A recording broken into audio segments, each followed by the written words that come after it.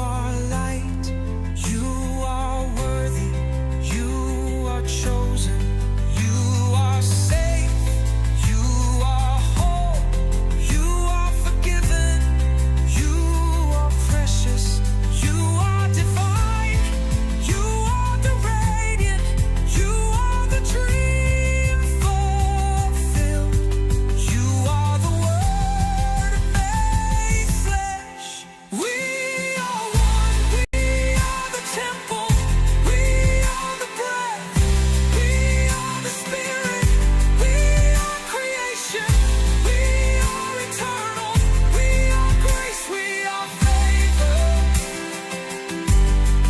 we are seen, we are known, we are abundance, we are rising, we are redeemed, we are redeemed. I love you, I am love, I am you, you love me, you are love, you are me, we love us, we are love, we are love, we are truth, we are God. I remember, I accept, I become, I am, I am, I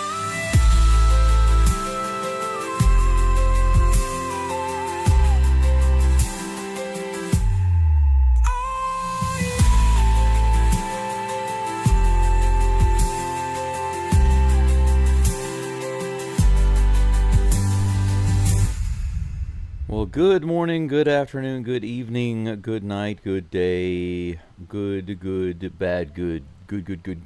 So far, it's been nothing but good this series, has it not? Yesterday, the Astros relievers had a little bit of a breakdown, which is unfortunate, and hopefully they will get that together soon. It was kind of a mix. We had a couple of guys come out and either did okay or were really locked down. Abreu was locked down.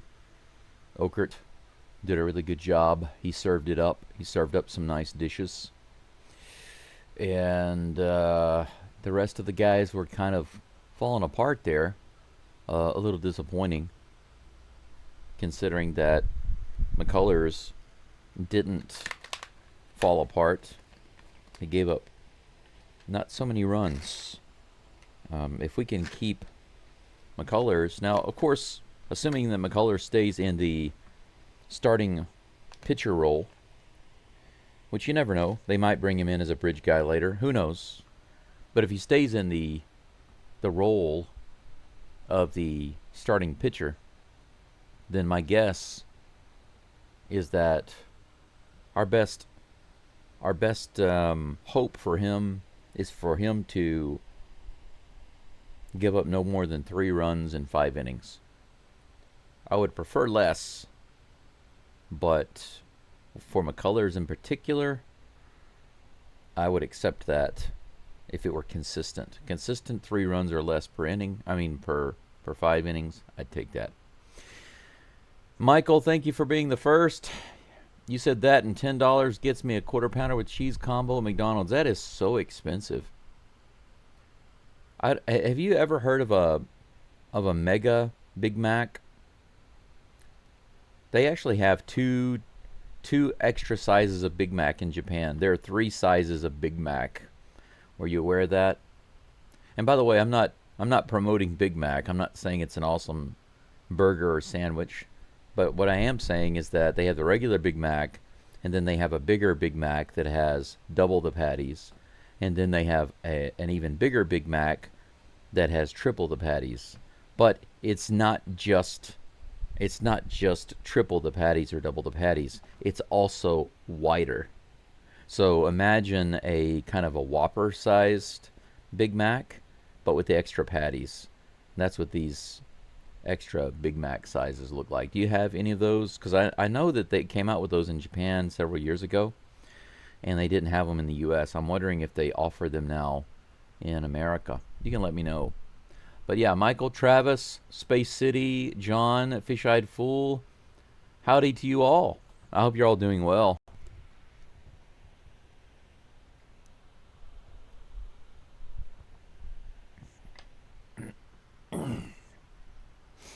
Oh man, I can't do Whataburger. I know that a lot of people like Whataburger. I just can't do it. Now, Whataburger breakfast I can actually do. As odd as it sounds, they have a chicken biscuit that comes with like a pickle, right? And I like the taste of that. So I can handle the breakfast. But I've never really liked their tea. And their hamburgers and all of that are kind of sloppy to me. I prefer if I had to pick one place, one fast food place to go eat at and get a burger and some dessert and some nice tea, it's always Wendy's. Wendy's has the best of all of those things.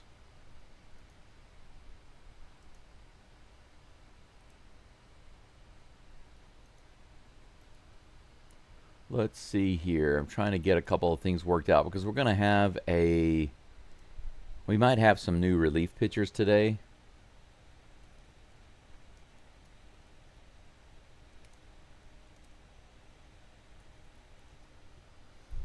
What is his number?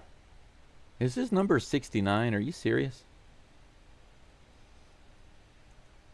There we go. Okay. You know, Craig Kimbrell might be in the game today.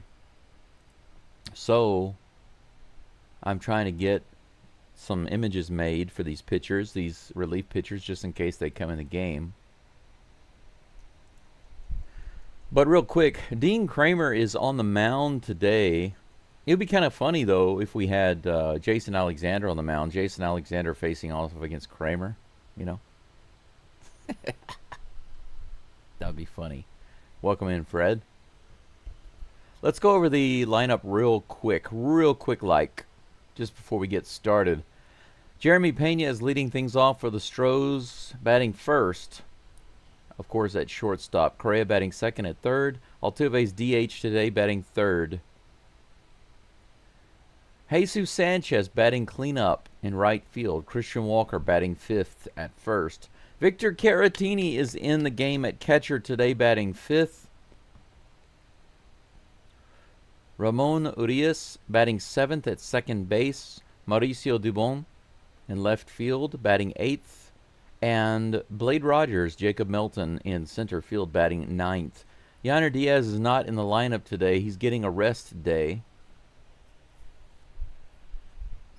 I'm glad to see this lineup today. I'm really looking forward to it. So we have righty, righty, righty, lefty, righty, switchy, righty, righty, lefty.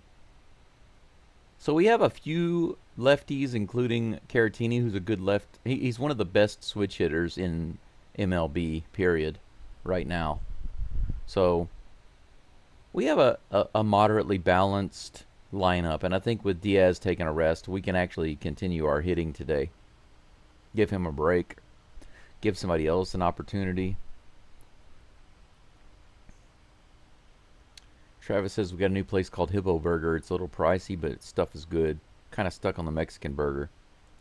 Yeah, you know, I just love Mexican food. I'm sorry. I know there's a joke. A friend of mine who was his family is heavily Mexican in their ethnicity, and so of course they were raised on and cook a lot of Mexican food, and sometimes he makes these jokes about how, you know, if you're talking with somebody who doesn't know Mexican food and they say, hey, is Mexican food good? Oh yeah, it's really, really good. We got enchiladas, we got tacos, we got tortilla, we got like nachos and burritos. Oh, really? What's a burrito? Well, a burrito's like tortilla with some vegetables and beans, rice, you know, and some meat. Okay, what about nachos? Well, they're fried tortillas and vegetables and beans and meat. Well, what about tacos? Well, they're fried tortillas and vegetables and beans and meat and cheese. It's kind of a funny joke.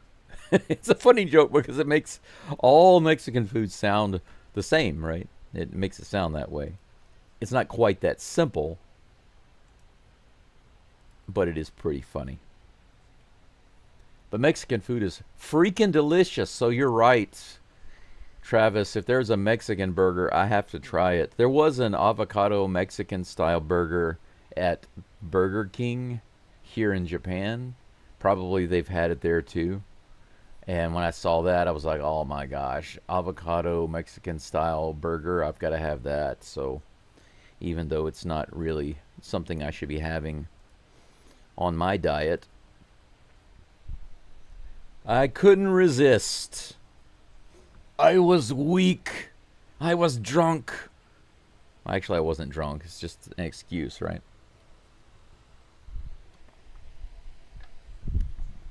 Oh, no wonder this is, there we go. That's better. I'm trying to keep myself nice and cool without that airflow getting into the microphone, so I have to position my fans. I have two fans going on me. One big fan to pull some air in the room, and this little fan over here to just kind of keep the air swirling around me. Like a magnificent Houston Astros aura. Looks like the Orioles are wearing all orange. Look at this, man. Their pants and shirts are all orange. All orange all the time, baby. Jeremy Pena is in the box. Hello, brother. Elvis. Look at this bright orange. Here comes the first pitch to Pena. Outside, ball one. That's awesome. If you're a vegetarian, you can still do a lot of Mexican food. They make some really good stuff. Here comes the next toss. Low and outside, barely misses that corner. 2 balls and no strikes.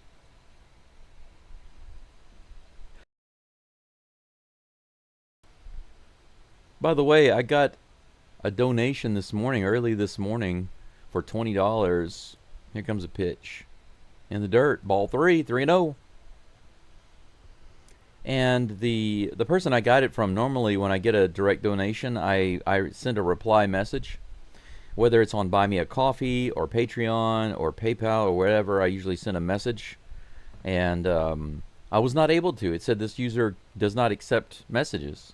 So whoever you are, that's in there. 90 miles an hour right in the middle of the zone. The fastball. Jeremy takes it all the way. 3 balls and 1 strike. Thank you so much. I just wanted to say thank you. If you're listening right now and you're the one who sent me that $20 donation through PayPal, thank you so much. I saw that as soon as I woke up this morning. That was a nice way to wake up. Up and in, ball 4. Jeremy Pena gets walked. He never swings the bat. Never had to. So Kramer throws a 5-pitch walk. And the Flash is on base. Hey, got a super chat from the King, Elvis Presley Contreras. Carrera is at the plate. Let's see if South Korea can come up with something here. He crushes it to left field. It's all the way back. It might be gone. It's gone. This ball is out. South Korea, baby, on the very first pitch. 2-0 Astros off of Kramer in the first inning. The Astros continue to score runs off the Dirty Birds. Awesome. Good timing on that super chat, Elvis. Home run super chat, baby.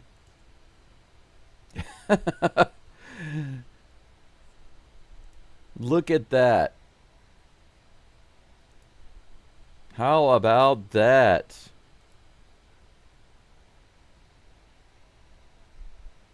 Oh, Carlos didn't point out to the bullpen.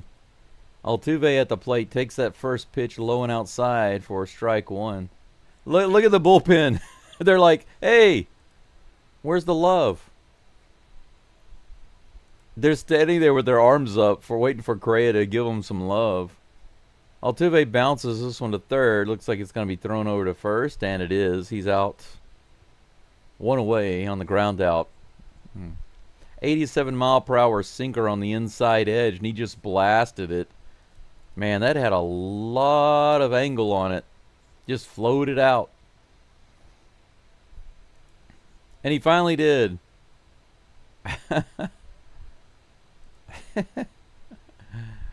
was funny. Elvis says, we're going to the World Series. Heck yes, baby. Jesus Sanchez at the plate. Low and inside. Actually in the dirt.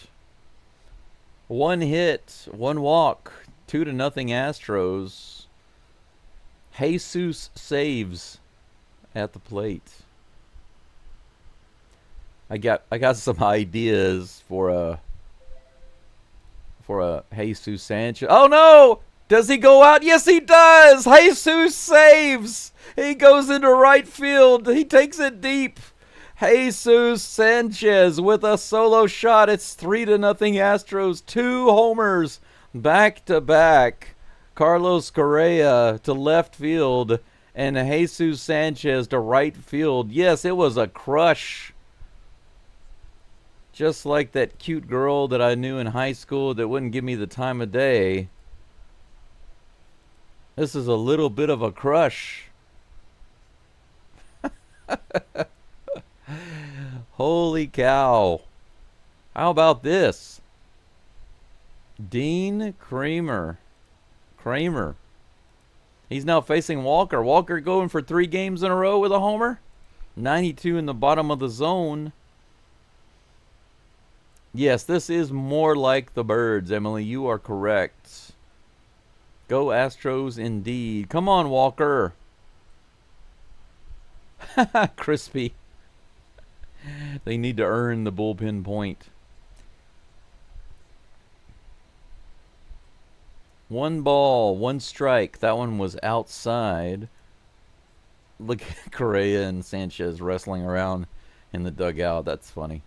Here comes a 1-1 pitch. Outside. 2 balls and 1 strike. I think maybe now Dean Kramer is a little scared to pitch in the zone. Walker has a homer in Game 1 and Game 2. Let's see if he can get one here in Game 3. How awesome would that be? 1 in every game. Next toss. Sharply through the left side. It's not a homer, but that'll work. A single for Christian Walker. 3 hits this inning and a walk. Altuve the only one to not get on with the ground out. Curveball. Sanchez launched on. Low in the zone. How about that? Yes, this is a really good start, Ed. This is a really good start.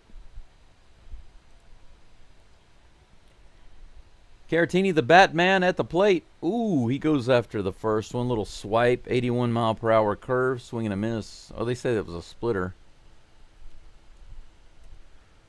The Batman is at the plate.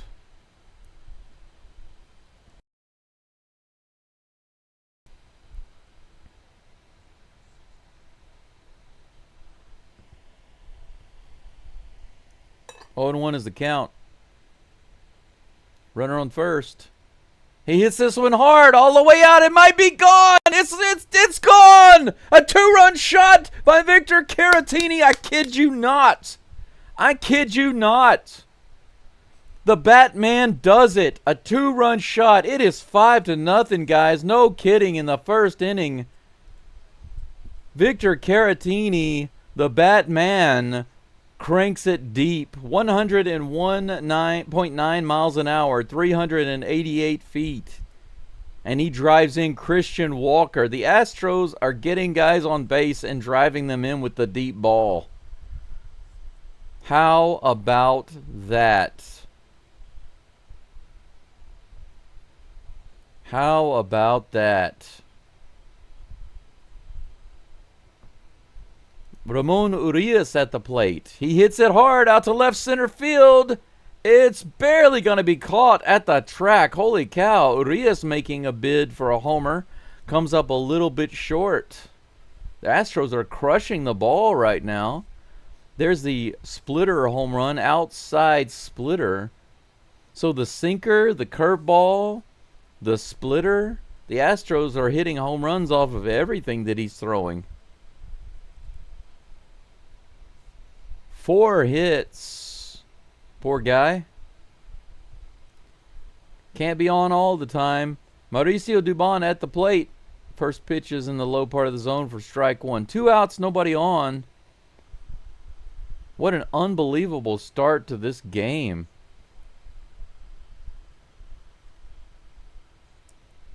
I agree, Shrewdly. I want him to stick around for a while. Swing and a miss in the top of the zone with a cutter. And that is strike two against Dubon. Bryce Matthews in the dugout there hanging out with Correa. That's where I'd be. Next to him or Altuve, one of those guys. Outside. The cutter missing. 1 ball, 2 strikes. What a game. Already, what a game. It's in the top of the first. 5-0 Astros.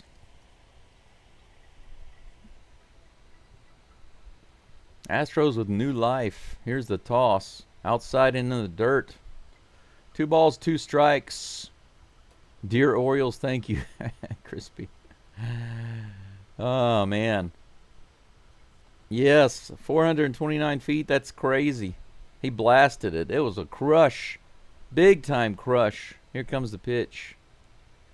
Dubon goes down swinging low and outside on the cutter. That was a nice pitch. Strike 3. Yeah, Dubon was, I think, trying to hack at it. He wanted himself his own home run. But that's going to be the end of the first. 5-0 Astros on 4 hits. Right off the bat in super fast style. Now, Dean Kramer only pitched about 17 pitches. Can you believe that? Fromber struggled in the first inning the other day. Gave up 6 runs, but he was up there for a really long time. Kramer gave up all these runs in a very short amount of time and got 3 outs in less than 20 pitches. 18 total pitches that inning. Can you believe that? 18 pitches. He got 3 outs and gave up 5 runs in 18 pitches. That's insane. That's absolutely insane. You're right, Travis. These guys needed this. The Astros bats definitely needed this. We are on a roll right now, my friend. We've scored so many runs. 7, 10, and now 5 already. And it's just the first inning. Absolutely. Yeah, even that single was 113 miles an hour, Mr. Page. You're right. Absolutely right. When was the last time Astros had 5 runs in the first inning? I believe it was right after the moonwalk. Well, Crispy, let's not go negative now. Let's not go negative. Let's have some faith. We've got 5 runs on the board. To say that we need a lot more, that's too negative. Just let go of that, man, and just enjoy the moment. Quit worrying about the future and enjoy the moment. Christian Javier is on the mound. Let's hope he stays focused. I believe he will. He is a pro. He's been there, done that. I posted that before. Javier is not an amateur. There's a big difference between him and somebody like Spencer Arrighetti. Javier has pitched in the highest leverage positions ever. Holiday's at the plate. First pitch is in there on the outside edge. Strike 1. Nice pitch. 0-1 is the count. And, by the way, just to touch on that point again that Travis made, he says the Astros would be foolish not to bring back the Batman, Caratini. He'd be fairly cheap and extremely beneficial. I agree 1,000%. If I could pick 3 guys that would definitely be back with the Astros, I would pick Caratini before I would pick Valdez. And I'm not saying that I don't want Valdez. I'm just saying that, to me, Caratini's his value is underrated. Fouled back. 1 ball, 2 strikes to Jackson Holiday. Yeah, Cougs, isn't that crazy? 3 outs and 5 runs on just 18 pitches. That's insane. That means the Astros are hitting the ball, right? Even when they get out, they're hitting the ball. Robert Garcia says, hello to all the Astros faithful. Hello to you. Here comes a 1-2 pitch. Holiday takes that high. 2 balls and 2 strikes from Javier. 93-mile-per-hour fastball missing. Robert says our boys are heating up like I knew they would on the way to the finish line. Go Stros. Yep. Second wind, baby. Maybe even the third. Here comes the pitch. Outside. The changeup floats out, and now it's a full count. You know, I don't mind the Orioles orange, but them wearing a complete suit of orange, it kind of hurts the eyes a little bit, right? Here comes the full count pitch from Javier. Outside, ball 4. So both the Astros and the Orioles start the game off with a walk. Javier came a little closer with the full count walk. But Holiday is on base with no outs.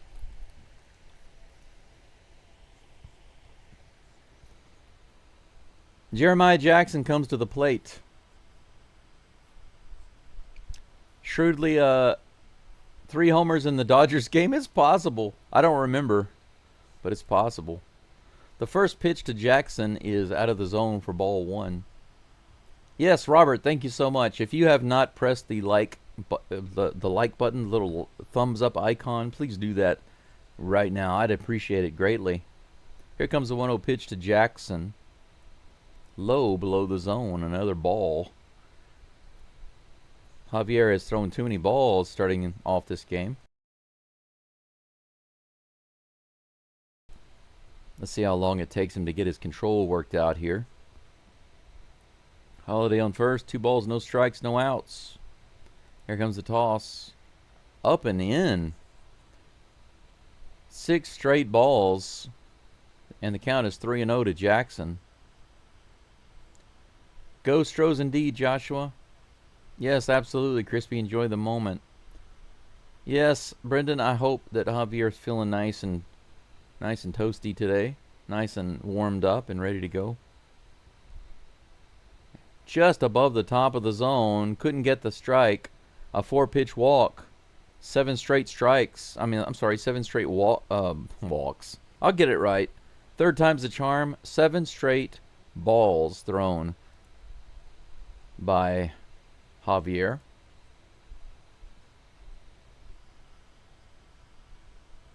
Yeah, I hope that he didn't eat any Taco Bell before the game. Hopefully he had something more relaxing on the stomach. Or maybe he's fasting. That'd be okay.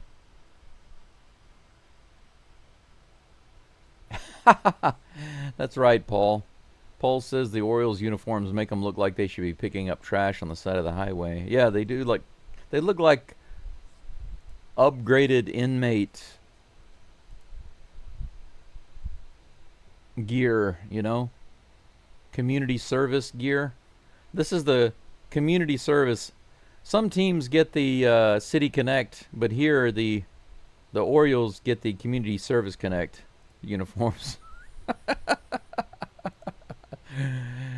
All right, runners on first and second. Gunnar Henderson at the plate. Triple play.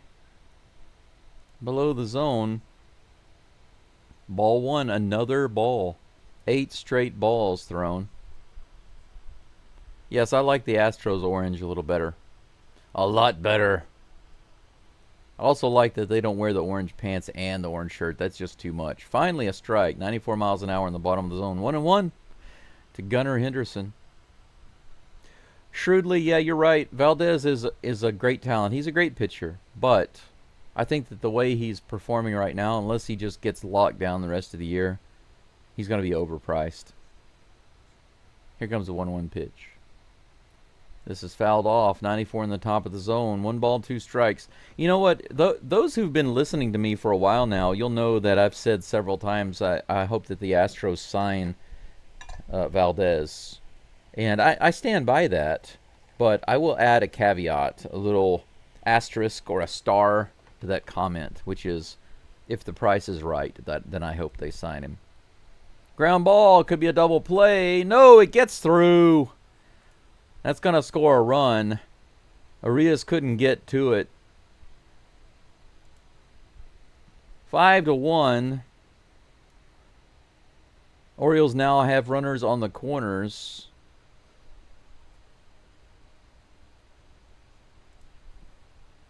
The best they could have hoped for right there is for Arias to actually grab it and step on second base, but he just couldn't get to it. right up the middle, basically, between the bag and Urias at second. Just perfectly placed. Got lucky. Got it through. No outs. Runners on the corners. Come on, Javier. Let's shut it down. Let's get that. Let's get that nice pitch. Swing and a miss. That was a beautiful pitch. The Swiffer right in the middle. Swing and a miss by Mountcastle.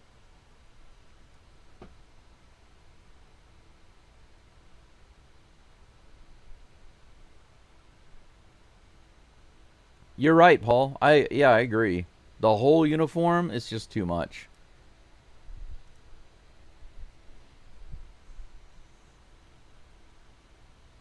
I don't mind the Orioles orange color. It's vibrant and nice, but pants and the shirt, it kind of hurts the eyes, you know. I'm surprised that the helmet isn't bright orange too. Also kind of looks off balance, right? The helmet, look at the helmet is dark with just a little bit of orange, but the rest of the uniform is completely orange. You know, if you're going to go all orange, even the helmet should be orange. Just go all out. Putting like one piece of black at the top doesn't make any sense. There's a steal to second base. Caratini fakes the throw. Runners will be on second and third, but that is a strike. 1 ball and 2 strikes to Mountcastle.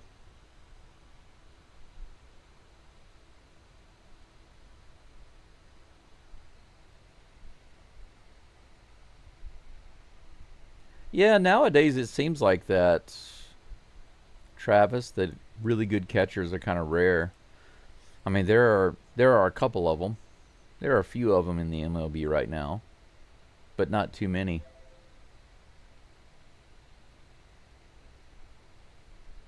2 balls and 2 strikes. Well, they've been talking about that in the podcasts about Valdez, but whether or not that's true, to me it's just rumor, so I'm not going to think about it.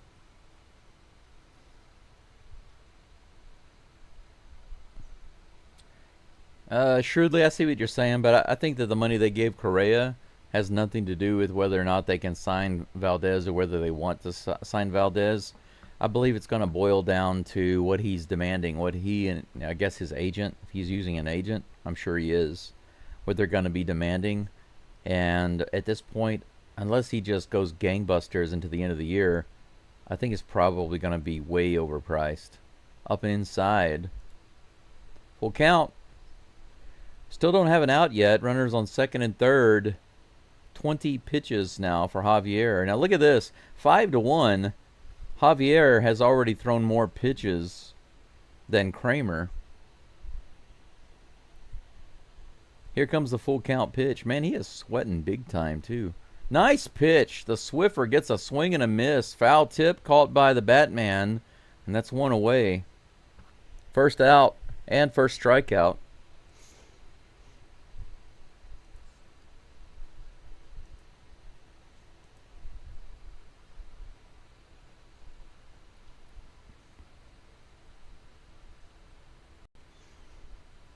Yes, you're right, Mr. Page. That's right. Socks, shoes, cleats, yeah. The gloves, the bats. How crazy would that be? I mean, I think it would probably confuse the other team, wouldn't it? You know, look at his uniform, like his sweatbands, his helmet. Maybe they could even color their beards orange. I mean, if their whole uniform, every single thing they have on their bodies is orange, I think that would probably throw the Astros off. That's right in there. The knuckle curve evens the count 1-1 to Colton Cowser. Runners on second and third with 1 out, 1 ball, 1 strike. Javier on the mound with 23 pitches. Cowser at the plate. Here comes the 1-1. Swing and a miss in the bottom of the zone, or right below the zone. A nice change up there. 1 ball, 2 strikes. The line, a Swiffer is a sweeper.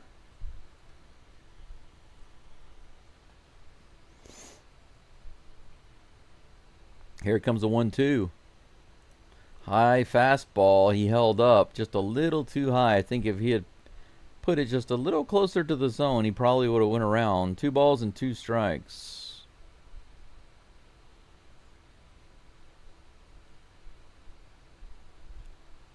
Yeah, Travis, I don't follow the NFL anymore. I follow the Tigers during college season.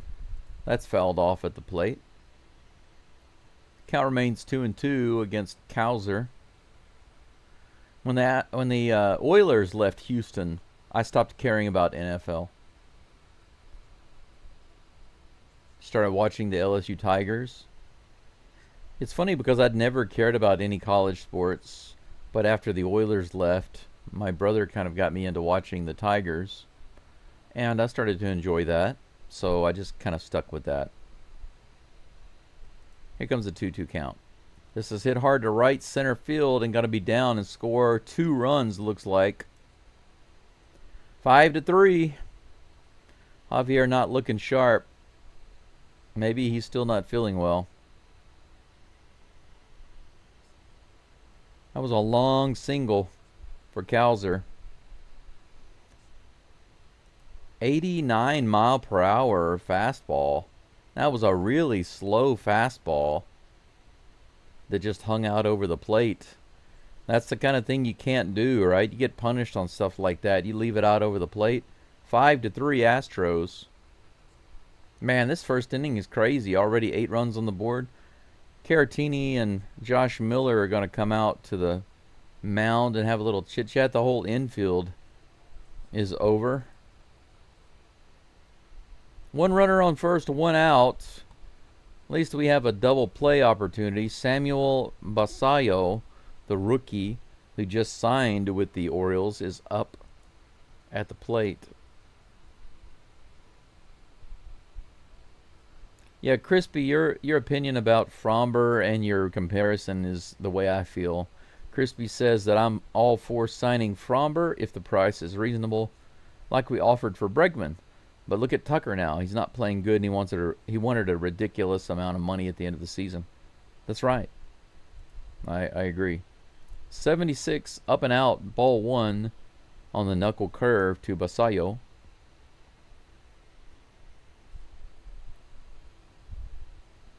Here comes the 1-0 pitch.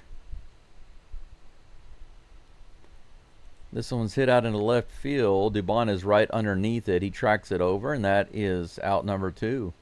Runner stays at first base.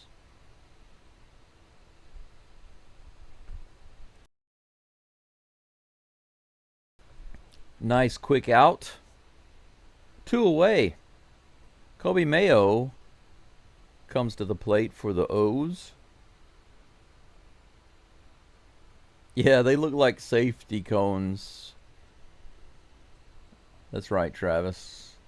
The Orioles players look like safety cones today. Which one is a safety cone and which one is a community service inmate? I don't know. That's a strike. 0-1 the count on that fastball. Wow. Look at that. Astros already have De Los Santos warming up in the bullpen. That's kind of nuts.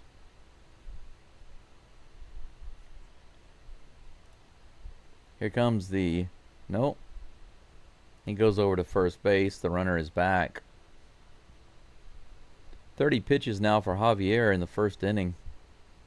He's got almost twice as many as Kramer, but he's given up a little more than half the runs of Kramer. 5-3. This game is already crazy. Here's the pitch. Swing and a miss. 94 above the zone. That was perfectly placed. 0-2. Yeah, Joshua, go Tigers.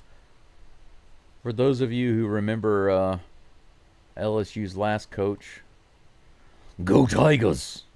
I can't even do a good impersonation of him, but he has a very interesting voice.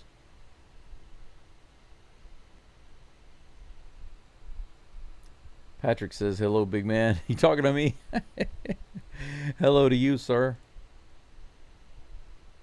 Out of the zone right there. 1 ball and 2 strikes to Mayo.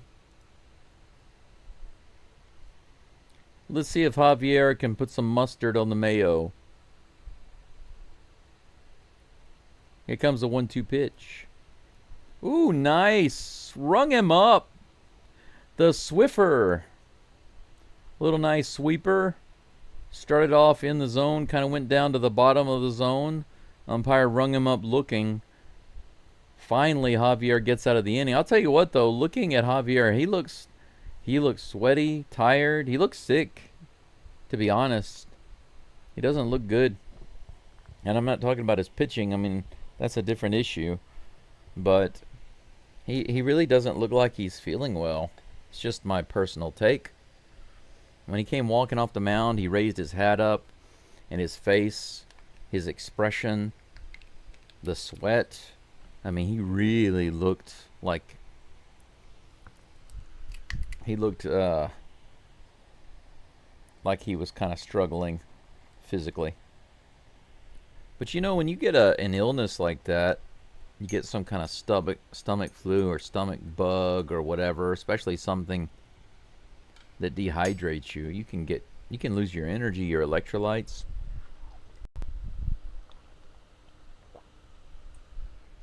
Who knows how he's really feeling right now? But I'm sure he's going to have a little chit-chat with Espada and the others. And we'll see if there's going to be any changes. But 5-3, 2 hits for the Orioles, 4 for the Astros. Going into the top of the second, Jacob Melton, Jeremy Pena, and Carlos Correa due up in just a moment. Oh my gosh, Travis. Warren Moon on a small black and white TV. That's amazing. Warren Moon was my hero. He was my main hero on the Oilers. I loved Warren Moon, especially the fade. Man, he threw a tight spiral. To me, he was just the epitome of a professional quarterback. He had an arm. He had good aim. He had a beautiful tight spiral. He could throw a perfect fade. He was such an awesome guy, and you know, not only that, as a sportsman and off the field, just seemed like such a wonderful guy. 92 miles an hour in the bottom of the zone. Strike 1 to Melton. I was really, really heartbroken when the Astros just came apart and lost to Buffalo. Didn't go to the World Series. Didn't go to the Super Bowl. And then when they left Houston shortly after that, it just crushed me. This is grounded to second base. Should be an out, and it is. Melton is thrown out at first base. 1 down. Jeremy Pena comes back to the plate. Pena got a walk his first at bat. Let's see if he decides to crush one this time around.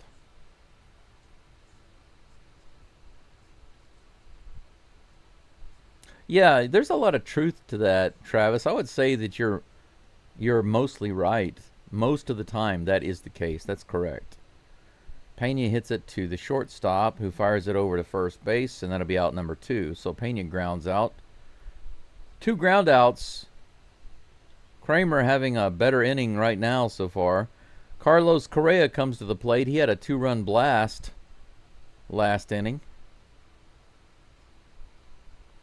Travis says that by the time a player hits free agency, they're on the downhill slope of their physical ability. Teams pay them for what they did in the past. Yep. It reminds me of people who go to the casinos or gamble, right? They gamble wisely, right? And try to use their intelligence and wisdom. First pitch is high and a little outside. Ball 1 to Correa. And as they build and build and build, and they're doing better and better and better, then they're riding high on that, so they start betting big, right? But they're already at their peak, and then they just kind of lose everything from there. It kind of reminds me of that. Low and outside in the dirt. 2-0 against South Korea.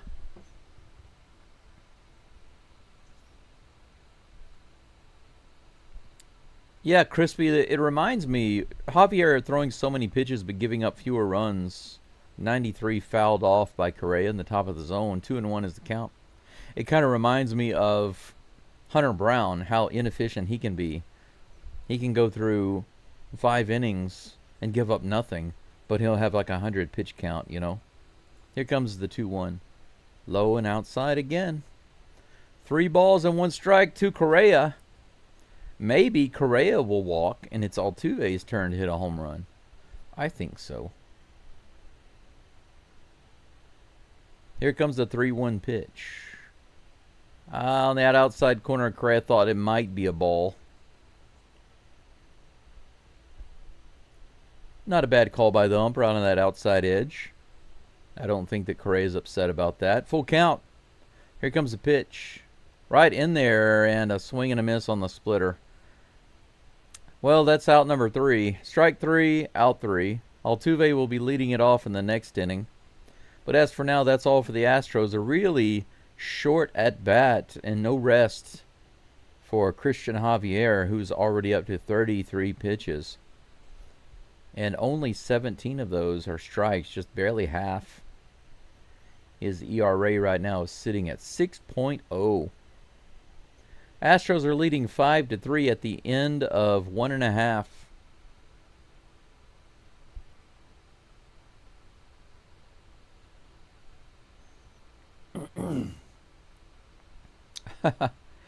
Well, we'll see. Jay, you said so much for getting innings from Javi. Well, it depends. The first inning is often, look at what Fromber did the other day. He gave up 6, and then he pitched all the way through the 5th. So, who knows what Javier will do? We don't know that yet. That's speculation. Luis Martinez says Fromber right now looks like a number 2 starter, and the contract should reflect that. I agree. If he's not going to be locked down for the second half of the season like he was the first half of the season, why would we pay him like he's an ace? It's funny because I'm just now starting to hear some of the Astros podcasters say what I was saying weeks ago about Fromber. I'm sure some of you remember me saying this. If Fromber wants that big paycheck, he sure is not pitching like it. He needs to care a little more.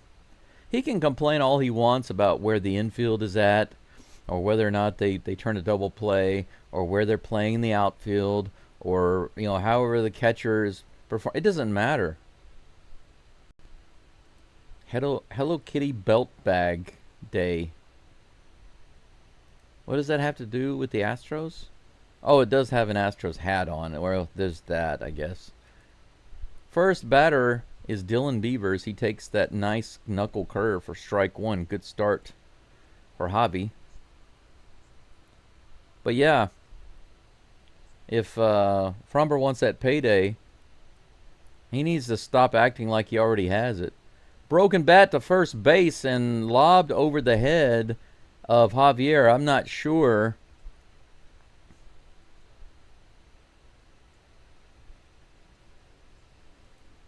It's interesting.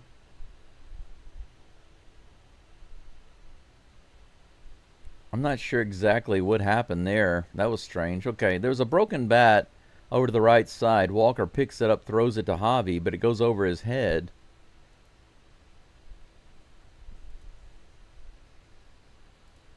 So Dylan Beavers reaches on an error. They didn't show a really good view of that toss, though, so I can't see if it was an error on Walker throwing it over his head or Javier just missing it. But either way, it results in a guy on first base. First pitch is outside. 1 ball and no strikes. No outs, runner on first. Machine. There's a machine at the plate. Vimil Machine. Runner's going. Here's a throw from Caratini. It's not there even close to in time. That was a good jump. Beavers' first major league steal, of course. Yeah, he was there before the throw even arrived. There was no way to get him. Good jump. Runner on second, no outs. 1-1 is the count. Here comes the toss. 93 in the top of the zone, fouled off. 1-2.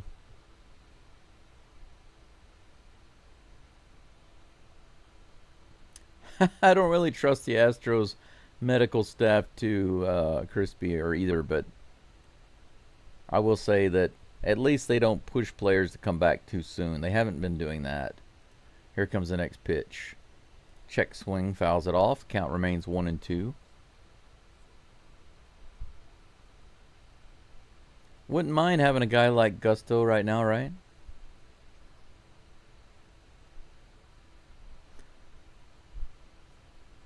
Lewis, I think a 6-man rotation would be nice. I agree. Here's a pitch. A little low below the zone. You know, another benefit of the 6-man rotation is that you decrease the risk for injury also.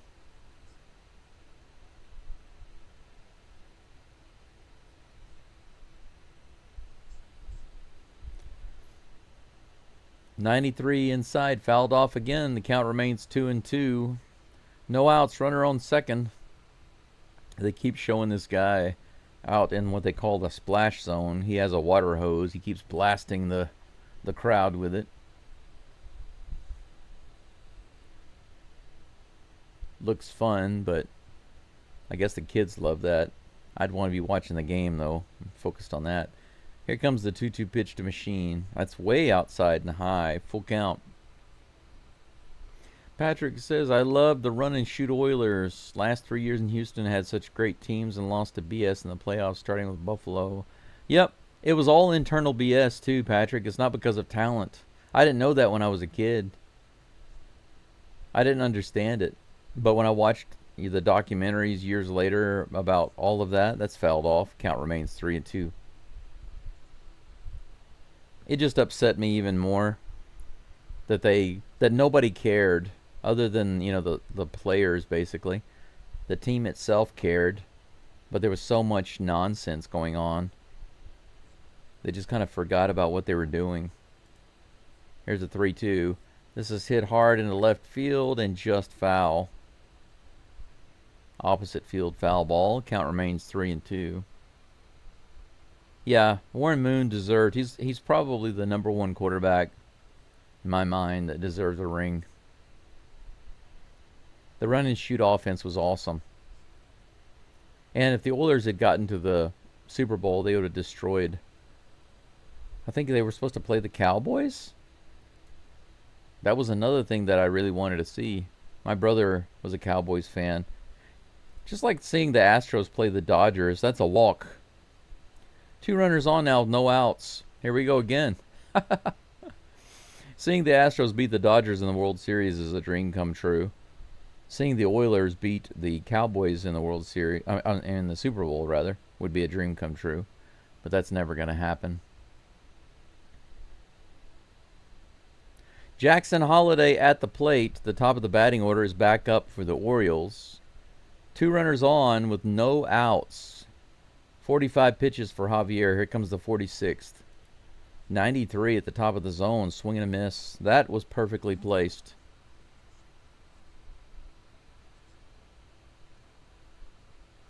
Yeah, contract should be based on performance, not anything else.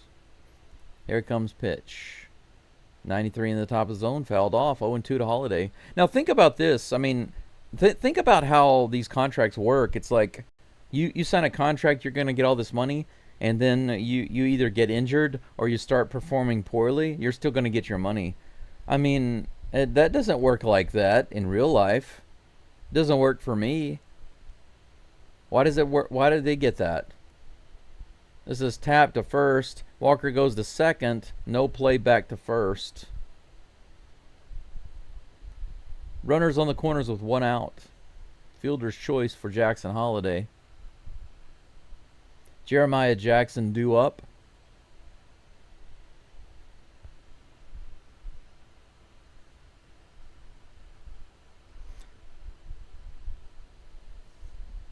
Yeah, you're right, John. I want to see that too. I want to see Walker hit a home run in every single one of these games. Back to back to back to back. Back to back to back. That's right. Back to back to back to back. I think that's right. You're right, Travis, 100%. If Valdez wants that bag, he needs to get his you-know-what together.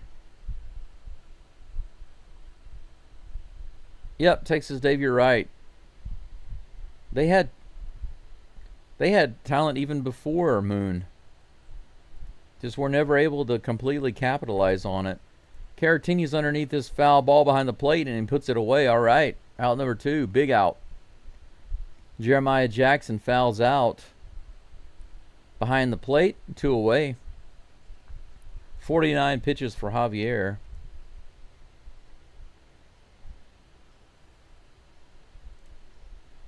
'94 sinker up and in, got him to go straight up. Who's pitching? Christian Javier.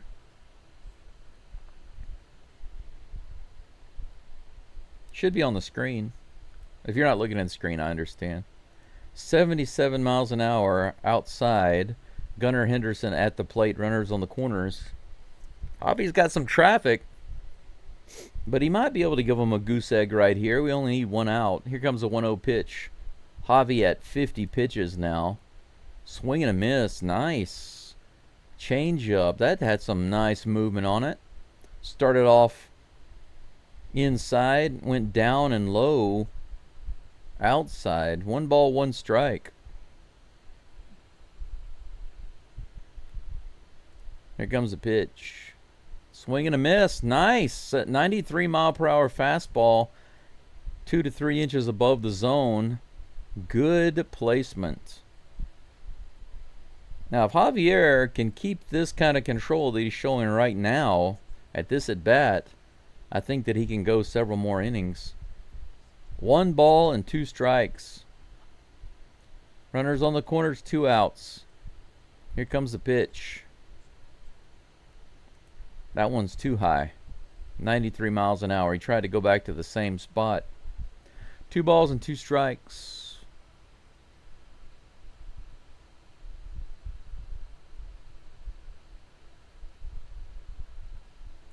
Crispy, you're talking about something we're discussing related to next year, not this year. So you're mixing present information, present opinion about present conditioning and present condition to a future rotation. I don't think you can compare those two things. 3 balls and 2 strikes. Here comes the 3-2 pitch. High and outside, another walk. Javier had it there for a moment. He looked good at the start of the at-bat and just lost it. He was at a 2-2 count. Seemed like he was in charge. You know what that means with the bullpen phone going on. Bases loaded. He still hasn't given up a home run. Still hasn't given up an RBI in this inning. He's got 2 outs. We just need a ground ball or a fly out. First pitch right in there, 94 miles an hour on the sinker. Fouled off, strike 1.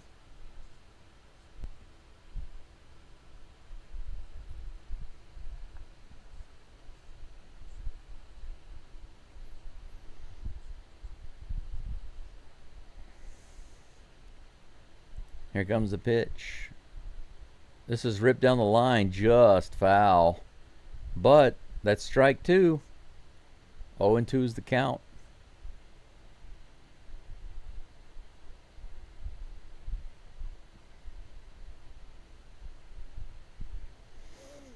Apparently, pitches thrown the last 7 days. Blue Ball hasn't thrown any. He's super fresh. Kimbrel has thrown a few in AAA. Here comes the 0-2 pitch to Mountcastle. Curveball, or the Swiffer, fouled off. Count remains 0-2. Yeah, you know, I don't know about the number of players on the roster. I don't know.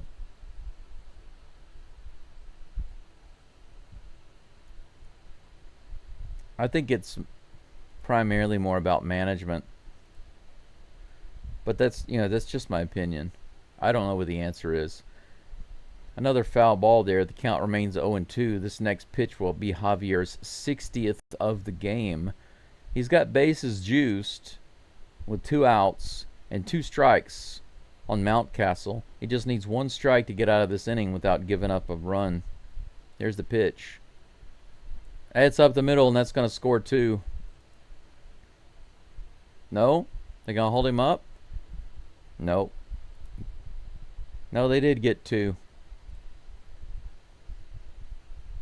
5-5. Javier just needed 1 strike. Threw the wrong pitch. What did he throw? Well, that was a high fastball. Slightly above the zone, but not high enough. All he did was poke it right up the middle. Runners on first and second with 2 outs, and this game is tied. Just like that. Astros go crazy in the first inning. Remember how we've talked about this before? The Astros giving runs right back. You know, we get a lot of runs and then we give them right back. And the other day when we didn't give them right back, it was like, wow, that's nice. But today we're right back to it. Give those runs right back to the Orioles. 60 pitches for Javi. He's now facing Colton Cowser. First pitch is way outside. Trade Pena. Why would we trade Pena? What kind of a comment is that?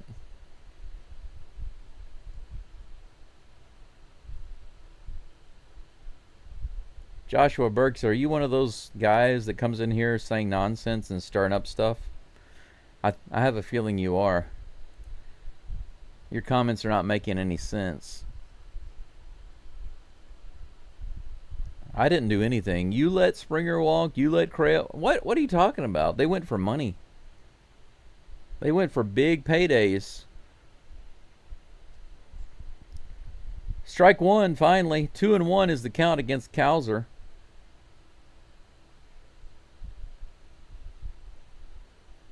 Delight says, I might just need to go find some grass to cut. I did that yesterday. Fouls it off, 2-2. Yeah, Earl Campbell was freaking awesome. I did like Lorenzo White, but of course he was no Earl Campbell. I mean, Earl Campbell, though, he had such a short career. He was a tank, man, but he paid for it. Gary Brown was a backup for a little while, and when he had an opportunity to become the main guy while White was out, he was absolutely amazing for a while. Strike 3, swing and a miss. Finally, Javier gets through it, so at least they don't give up the lead. This game is tied 5-5 at the end of 2. What a game so far. Astros score 5 in the first, do nothing in the second. The Orioles get 3 and 2.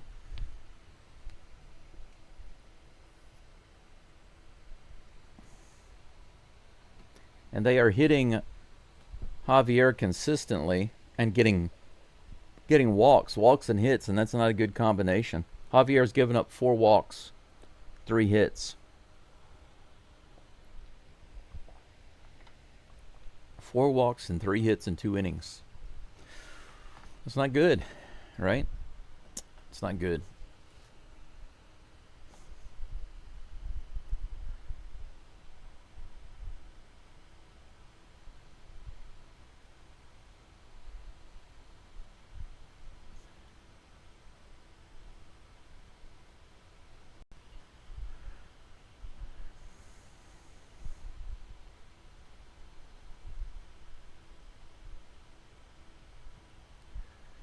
Joshua, you can't just say get prospects and build for the future. You have to look at where you are right now and what you can do this season and consider next year and the future. A team that has absolutely no hope of going into the playoffs or to the World Series, they could start selling off and building for the future. But the Astros are not that team right now.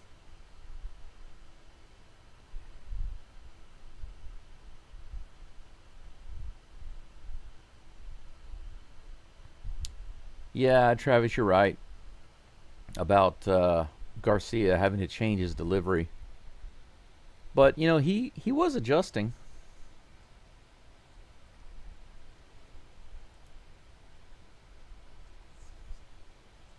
Altuve at the plate. Here's the first pitch. Little outside and high, ball 1. Got my Altuve jersey on today. Come on, Jose. Do me proud. Here comes the pitch. He blasts it to left field. That's going to be down for a hit. Nice hard line drive single.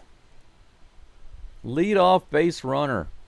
Altuve continuing to get some hits. He's been making a lot of good contact recently.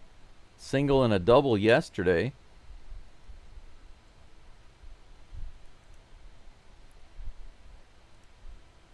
All right. Jesus Sanchez with the 2-run homer off that curve ball, that blast, his last at bat. He's up at the plate right now. First pitch is high, ball 1.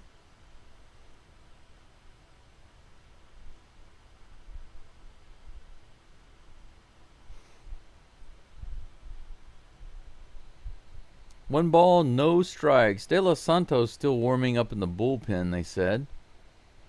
Off the end of the bat on the left side, it's fair.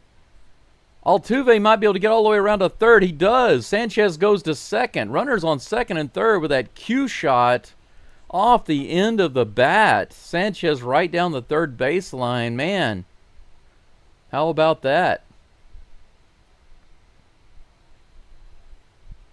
Look at this shot. He didn't even know where it went when he hit it. Look at that. Perfectly placed. Christian Walker at the plate with 2 runners on.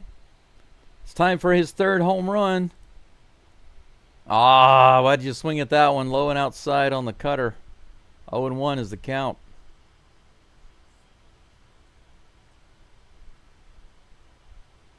Abel, thank you so much. Thank you so much. Yes, just reached 1,000 subscribers a couple of days ago. Thank you very much for your support, sir. Wow. Walker crushes that one out into the crowd. Foul. But he destroyed it. 0-2 is the count. Got around on it too early.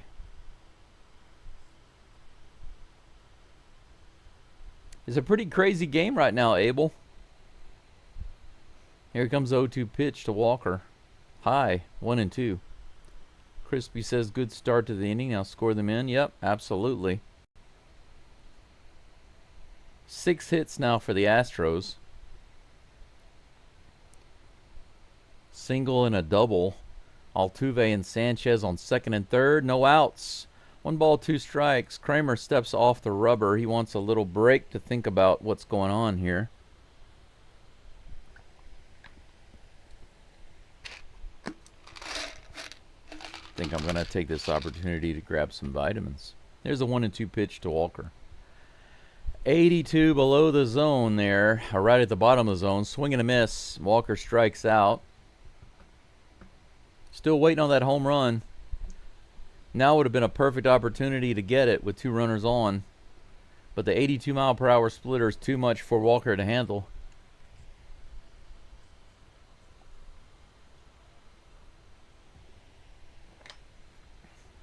The Batman back at the plate, Victor Caratini.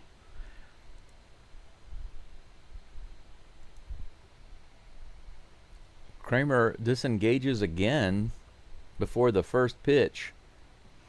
The Batman does have himself a homer today. Here comes the first pitch. 82-92 side edge. Strike 1.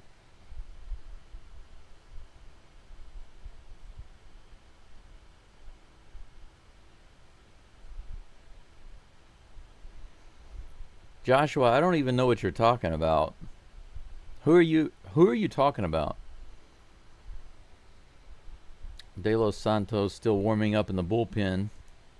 Caratini at the plate. Here comes the 0-1 pitch. The Batman goes opposite field. Altuve is going home. He's going to try to go. Here's the throw. He's in there. He's safe. 6-5. Sanchez scores. Are you kidding me? The throw home, when Altuve tries to go home on the ground ball, they throw it home. The catcher misses the throw. Altuve scores. Sanchez rushes home. They throw it to the pitcher, but he's not able to handle the throw. They both score. So on Caratini's run to first base, Altuve scores. Sanchez hustles and is able to score also. The Astros back up by 2. Good job by Altuve forcing that throw. Heck yes. Sanchez comes in shortly after that. Boom, baby. 7-5, Astros. 2 outs. Good base running there by both Altuve and Sanchez. Jesus saves. And the Superman 1-0 is the count to Ramon Urias. Right in the bottom of the zone for strike 1. The count is even, 1-1. Absolutely, Jesus saves. Sanchez is definitely heating up. Working his butt off too, not just with the bat, with his running. Here's the 1-1. That's a bouncer in the dirt. 2-1 to Urias.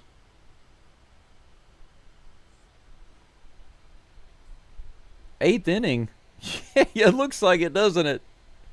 Top of the third looks like the 8th. You're right about that.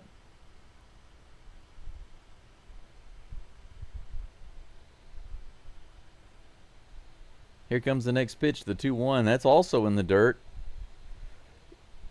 3-1. Kramer struggling a little bit right here to get the third out. 45 pitches for Mr. Dean Kramer. Here comes the 3-1 pitch. Ooh, right in there in the top of the zone for strike 2. Full count.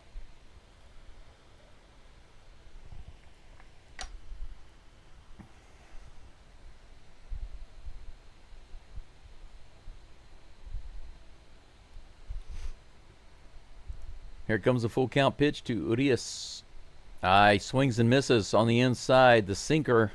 Strike 3. The Astros get 2 more runs. Altuve's single. Sanchez's double. Altuve taking a run home. Altuve. Hilarious look on his face right there. Love it. All right, 7-5. Okay. Astros still scoring runs. This is good. This is good. Now, De Los Santos was still warming up in the bullpen, so my guess is that Javier's day is over. He got up to 65 pitches. Pretty sure that they're not going to bring him back in. Let's see what De Los Santos can do today. Actually, I need to update De Los Santos's.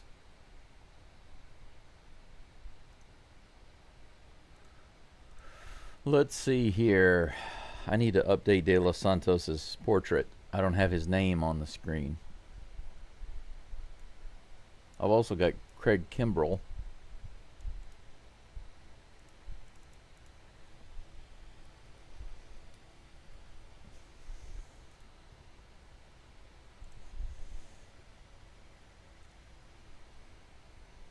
Okay.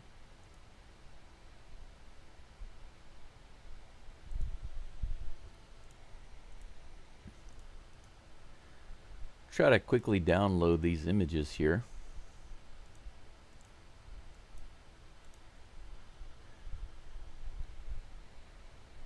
Hey, Abel just downloaded. What am I even thinking about? Upgraded to Astro Nautilus. Astro Nautilus is our highest tier on the membership. That is freaking awesome. Thank you so much, sir. Welcome to the club. Craig Kimbrell. There we go. All right, he is indeed in the game. De Los Santos is in the game.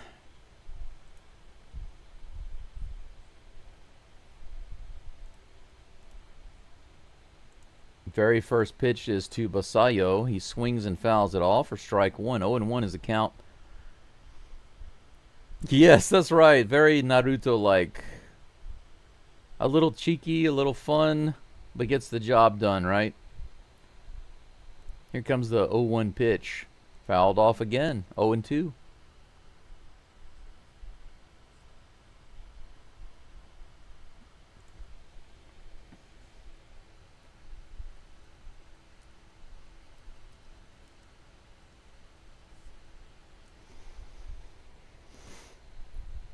Here comes 0-2 pitch.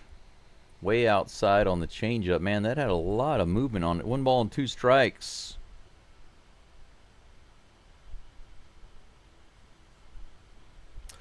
Brendan, I slept actually pretty well. But if you could just take a glimpse at all the things that I have to do at the same time. Because what you're not seeing right now is that I'm trying to create some images for some pictures that we have. Basalo goes down. I don't know why he went after that one. That was way up and outside, but a foul tip caught by Caratini. Wow, 96 miles an hour. Strikeout for De Los Santos and out number 1. Here comes the next pitch. 87 just inside. Kobe Mayo at the plate. 1-0 is the count. Brendan, you're going to have to give me a little bit of slack because when I'm running the software and trying to do the live play-by-play and create images for the pitchers at the same time, that's a difficult multitask. And to pay attention to the live chat. Too many things going at the same time. It has nothing to do with my sleep. Whenever I start making errors, it's simply because I'm doing 4 or 5 things at that time. 1-1 pitch to Mayo. 97 just above the zone. 2 balls, 1 strike.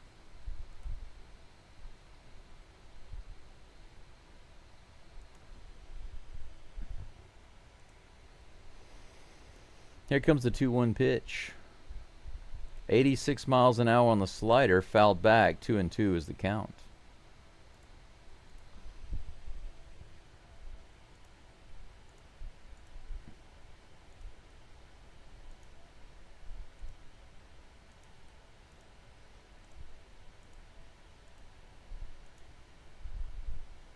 Two balls, 2 strikes. Swing and a miss. Look at that. 88 miles an hour on the slider. Nice slider. In to out. Swing and a miss. 2 strikeouts back to back for De Los Santos. Beautiful.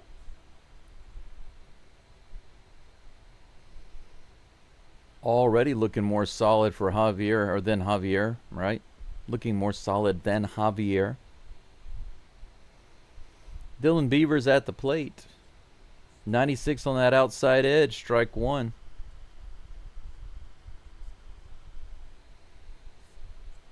Yeah, Travis, it is. It's like Abel said, it feels like the 8th inning. 0-1 pitch on the way. 97 high. 1 ball, 1 strike.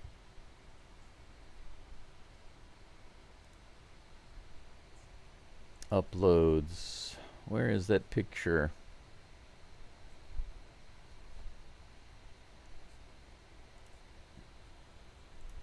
Low and outside. 2 balls and 1 strike. 2 outs, nobody on here in the bottom of the 3rd. Astros trying to have their first clean inning. Dylan Beavers with the 2-1 count. Low and outside again, 3-1. The changeup missing. Outside and low.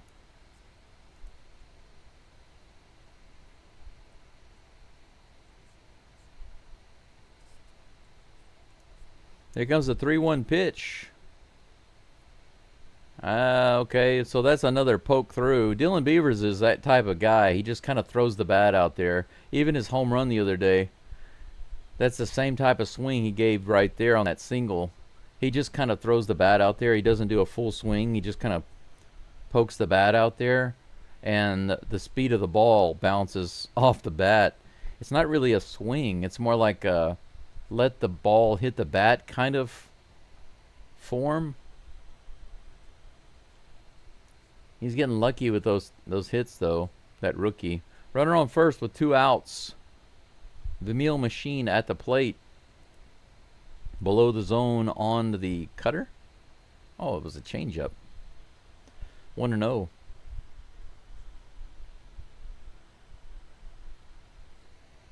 Yeah, a lot of craziness. The only difference is the Dodgers couldn't score a lot of runs, right? We could, but the Dodgers weren't able to.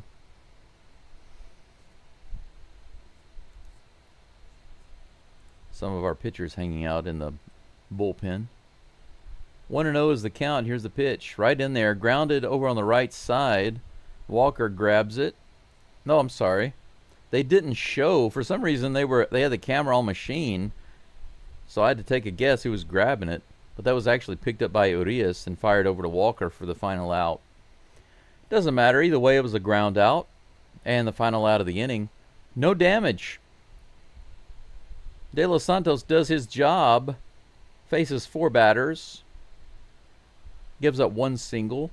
No runs. Good enough for me? That'll do, pig. That'll do. Astros up 7-5 with 6 hits over the O's 4. Both teams have 1 error. Let's see here. I need to upload. Or should I just... Oh, there we go.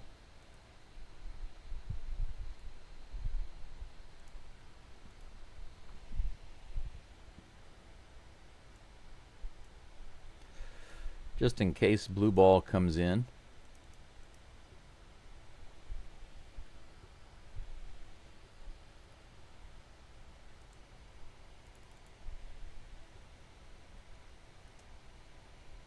AJ Blue Ball.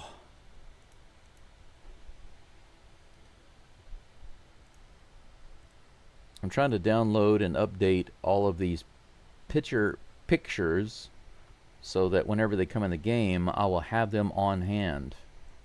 Trying to hurry up and do this so that it will be done. I need one more. That is the picture for De Los Santos. There it is.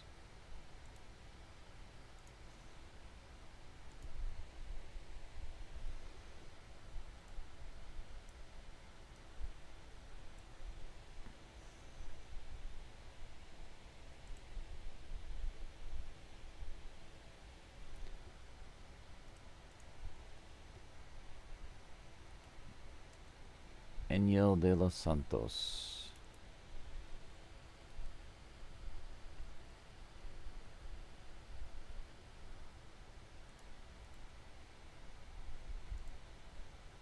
What in the world is going on? Okay, there we go. It's acting crazy. It's acting funky. You know how technology is.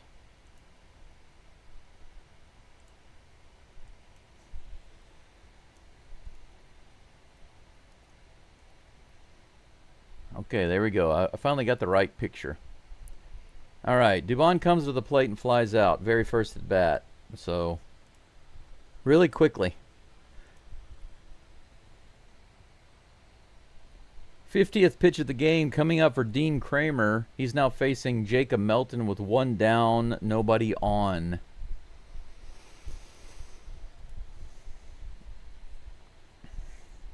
Here comes the first pitch to Melton. Curveball, swing and a miss. All right, now I think I've got all of the pictures updated. I had to make 3 pitcher portraits. I think they're all finished. Should be good to go. Here comes the next pitch.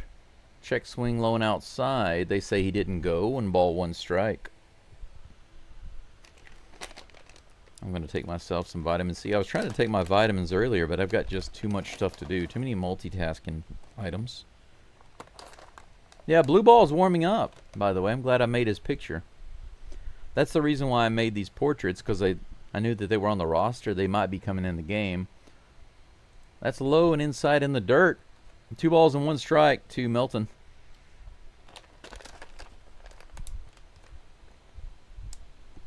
Got my liposomal vitamin C.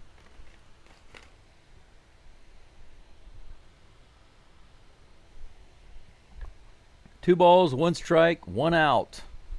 Blade Rogers, Jacob Melton at the plate. Swing and a miss. Another breaking ball. That time the splitter. 2 balls and 2 strikes.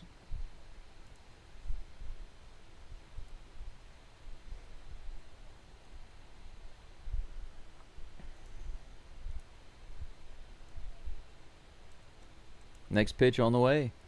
In the dirt. Kramer has thrown several in the dirt against Melton here. It makes sense, though, because Melton has gone after and missed 2 of the breaking balls, and Check swung his swing on another. But it's a full count right now. Here comes the toss. That's going to be a grounder over to short, but off. They say he got out. They say his foot was on the bag. I don't know, and Espada might be challenging that one.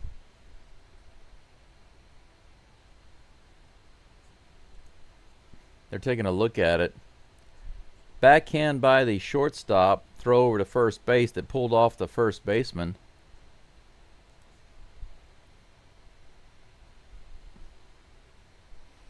Gonna see that. I want to see that one in slow motion. They're not gonna challenge it.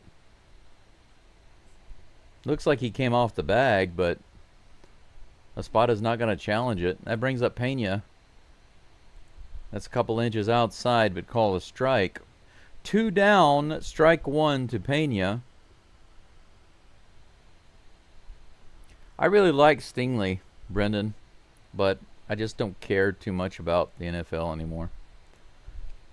If the Texans do well and go all the way to the Super Bowl, I will definitely watch the Super Bowl because I think that's wonderful. I'd like to see them do well. I wish them nothing but the best. But I can't be bothered to watch any games, honestly.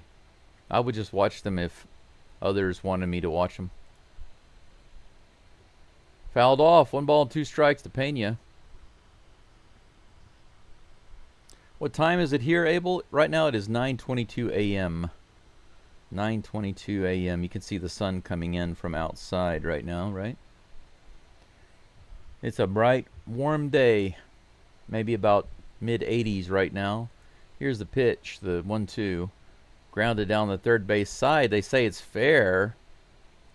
Pena slowly came out of the box, it looks like. The rookie machine over there is able to throw over to first and get Pena. I think Pena could have beat that out, but he wasn't moving quickly. He just wasn't moving quickly. That's going to be it for the Astros in the top of the 4th. So it looks like we're going to score every other inning. We score 5 in the 1st, 2 in the 3rd. So we'll score again in the 5th, I guess. 7-5 right now with 6 hits to the O's 4. 1 error for each team. Well, you know, Crispy, originally when I started my channel, it was going to be a combo channel where I did the Astros games and the Tigers games, the LSU Tigers games. But the problem with that is it splits the audience too much. Yes, there are people like me who like both of those teams, but I think it's too much of a divide. You know, if I were a big Houston Cougars fan or a big Texans fan, then yes, it would make sense for me to do that. I have considered doing the viewing, I guess you could say, watch party or commentary or play-by-play of the Texans games, but I did a poll a couple of weeks ago to just gauge everyone's interest in that. And overwhelmingly, I mean, it wasn't a huge amount of people that responded, but overwhelmingly, everyone basically said focus on the Astros. I can actually do another poll right here. Focus, okay, this channel. Focus only on Astros, or add Texans, also. Just to throw it out there. I think I already know the answer here.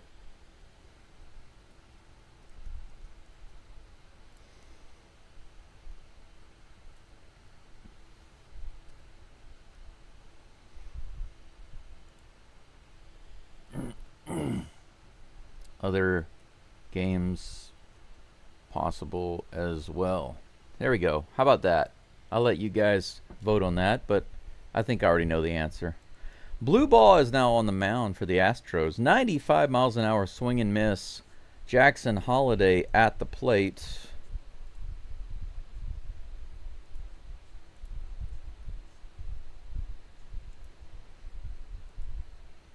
Oh, and 1 is the count. Here comes the pitch. Whoa, 95, way above the zone. 1 ball, 1 strike.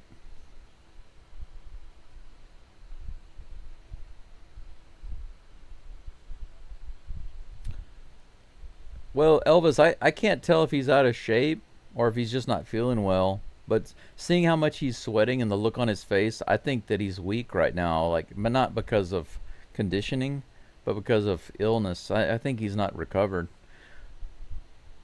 1 ball, 2 strikes with that swing and a miss. Jackson Holiday facing AJ Blue Ball. Here comes the 1-2 pitch. 96 up and in. 2 balls and 2 strikes.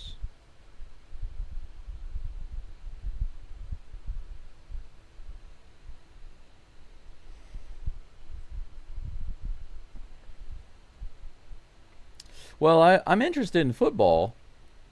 Strike 3, 97 miles an hour at the top of the zone. Swing and a miss. Blue ball looking energetic up there. Working it, feeling it. 97. Perfectly placed. Look at this. Boom, baby. What if blue ball comes in and becomes our number 2 guy? Can you imagine? He comes in and starts making look, even giving Hunter Brown a run for his money. Can you imagine?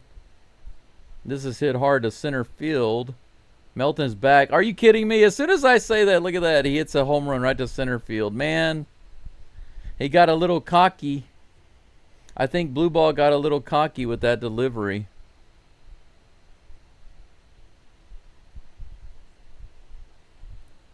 Seven to 6. Jeremiah Jackson with a home run. How many home runs is that this year? I don't see. Yeah, look at this pitch. 96, but right down the middle. You can't be that cocky. You got to throw more than just the fastball, right? Here comes the next pitch. See, now he comes in with a nice sweeper. So the Swiffer in there for strike 1. It looks like now he's starting to mix it up a little bit. Is that on Caratini? I don't know whose fault that is. I don't know who called that pitch. That's in play? Wow. Gunnar Henderson swung the bat. He tapped the ball like a foot in front of the plate. Caratini jumped up real fast, threw off his mask and grabbed it and had to throw to first base to get the out, but that's 2 down. You like blue balls?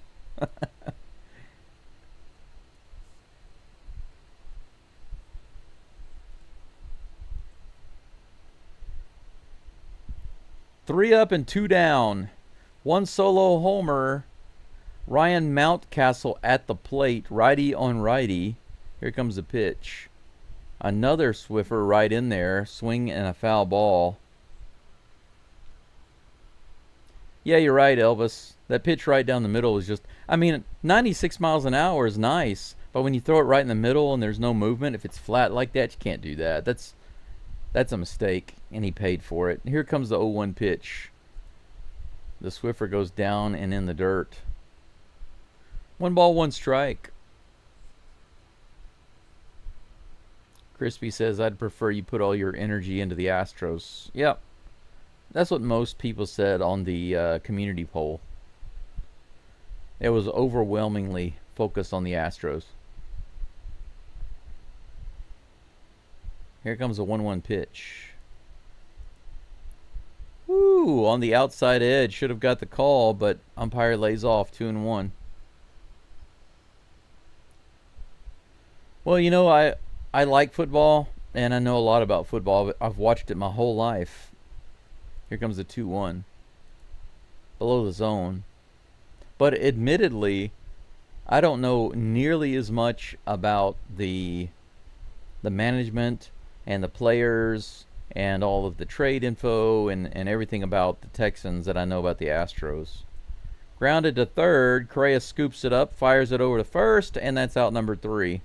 So one mistake by Blue Ball was punished to center field on the very first pitch to the second batter. But no big deal, he gets out of it. 7-6, the Astros keep their lead, thank goodness. So, once again, the Astros retake the lead. They give one back. But unfortunately for the Orioles, they're not able to tie it up. The Astros hang on and keep their lead. 1-run lead. After all this scoring, 6 hits and 7 runs, the Astros still only up by 1. What a game. I need to get up and stretch my legs. I will be right back. We're going into the top of the 5th. Carlos Correa will be up in just a moment. Go Astros.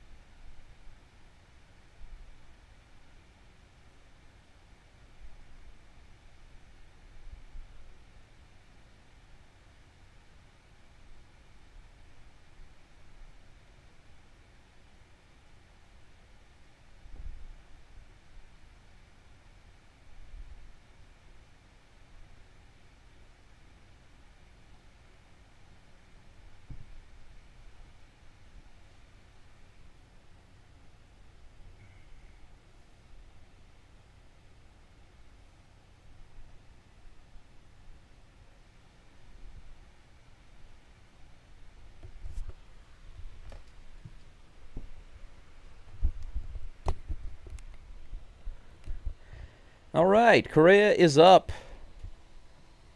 Had a nice home run earlier. A big blast to left field. First pitch is a check swing.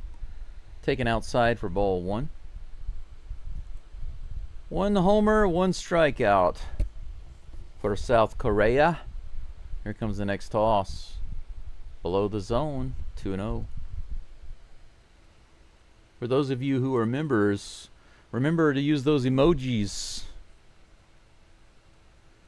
Go Astros, baby. Here comes... Oh, they called one of those a strike? Are you kidding me? Correa hits it through the middle. It's knocked down by Holiday, but there's no chance for them to get it to first base. That's going to be an infield hit. So Correa says, it doesn't matter if you call strikes that aren't strikes. I'm just going to go ahead and hit it myself. Correa 2 for 3 today. If Holiday had been able to actually field that, he would have had a chance to throw it, but couldn't do it. Probably the uniforms. The orange pants and orange shirt combo keeps Holiday from being able to pull that one in. And my hero, Jose Altuve, comes to the plate. That's outside on that outside edge. Ball 1, actually. Surprised. Well, you know, playing golf, playing soccer, even driving race cars, all of those things are fun, but I don't want to watch those things. I mean, I can watch... I will say this. I can watch certain national teams play the final games of the World Cup. I can watch those. And Hiroshima actually has a local soccer team. They have a really cool brand new stadium, too. Here's the 2-0 pitch to Altuve. He hits this one high in the air. Is it going to be playable? Whoo! Luckily, it goes over the dugout. 2 balls, 1 strike to Altuve. Correa on first, nobody out.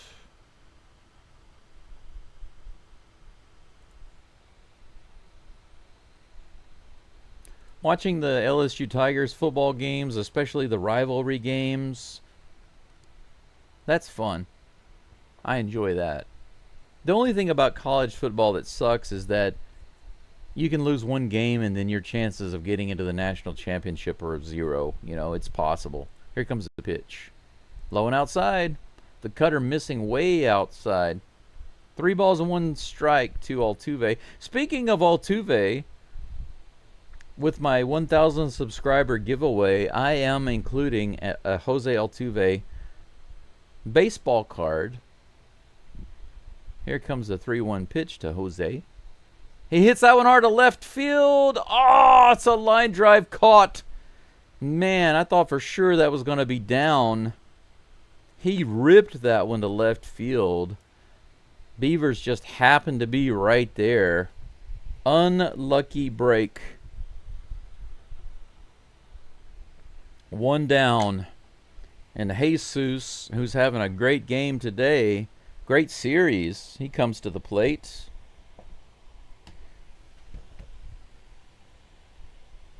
I need to prep some more coffee. Here comes the first pitch to Sanchez. 94 on the inside, strike 1.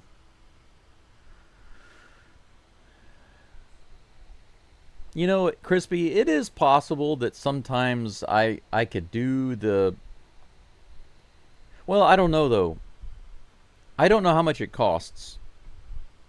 Let me go ahead and close the poll here. We got 25 votes. I think that's good enough. See, it looks like 51% say they'd like... It's kind of divided. 50-50. And to me, that's not enough. I need an overwhelming majority to do Texans games. And the reason is because it costs money for me to do the Texans games. Bottom of the zone, swing and a miss, 0-2.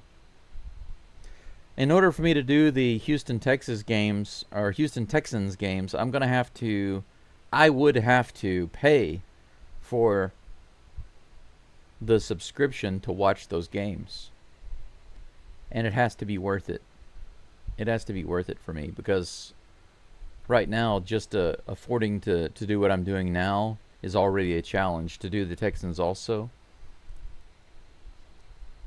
This is a chopper to second base, so they're going to be able to have a double play opportunity. No. The chopper is too slow. Fielder's choice. Sanchez gets to first base, but that's 2 away with Correa retired. Runner on first base, 2 down. And that brings up Christian Walker. Hey, look, we still have a base runner for Walker, so if he's going to get his home run in this game, here's another good opportunity. He has at least 1 guy on base, right? Come on, jack it out. Outside. Well, I'm in Japan. I don't have CBS cable. I would have to find some paid service in order to get all of those games. Maybe you guys have an idea of what subscriptions there are online for the Texans games. Here's the pitch. 94 below the zone. The good thing about doing the Texans games is that they're only once a week. You know, once a week would be so much more relaxing for me. It'd be like having a break, you know, taking a break. I'm not against it. I'm just saying that it depends on the cost. And if you guys and gals are really pushing for that, I think that 50% of you saying, you know, sure, I think it'd be good. I think that's not enough. I'd like there to be a majority, like an overwhelming majority of support for that. This is tapped foul behind the plate. 2 balls and 1 strike to Walker. Yeah, the halftime score. 7-6. The Astros with 1 touchdown. The Orioles have managed 2 field goals. They are within 1 score. Getting close to the halftime. Here comes the 2-1 to Walker. Low and outside. 3-1. Walker waiting for that home run pitch, baby. Well, Crispy, I couldn't care less about seeing all the teams. Even with my MLB package, I only pay for the Astros, so I can see 100% of the Astros games. The only ones that I can't see are those on Apple TV. Walker hits that one high. He gets too far underneath it, and that goes out into center field. Cowser puts it away for out number 3. Astros don't get another run, but they get a hit. 7-6, going into the bottom of the 5th. Texans won today. That's good. Yeah, I do know that there's a lot of high hopes because I subscribe to a lot of Astros podcasts, or rather Houston podcasts, Houston sports podcasts. So I hear a little bit about the Texans here and there. But like I said, I don't know near as much about the Texans' depth as I do the Astros. However, I do know that there's a lot of hope for this year. And I know that Stingley and Stroud are very, very talented guys. Right now,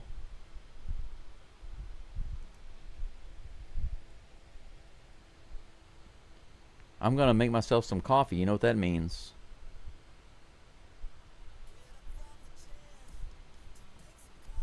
Oh, I need to turn that on. Okay, here we go. Here we go. Get up from the chair to make some coffee.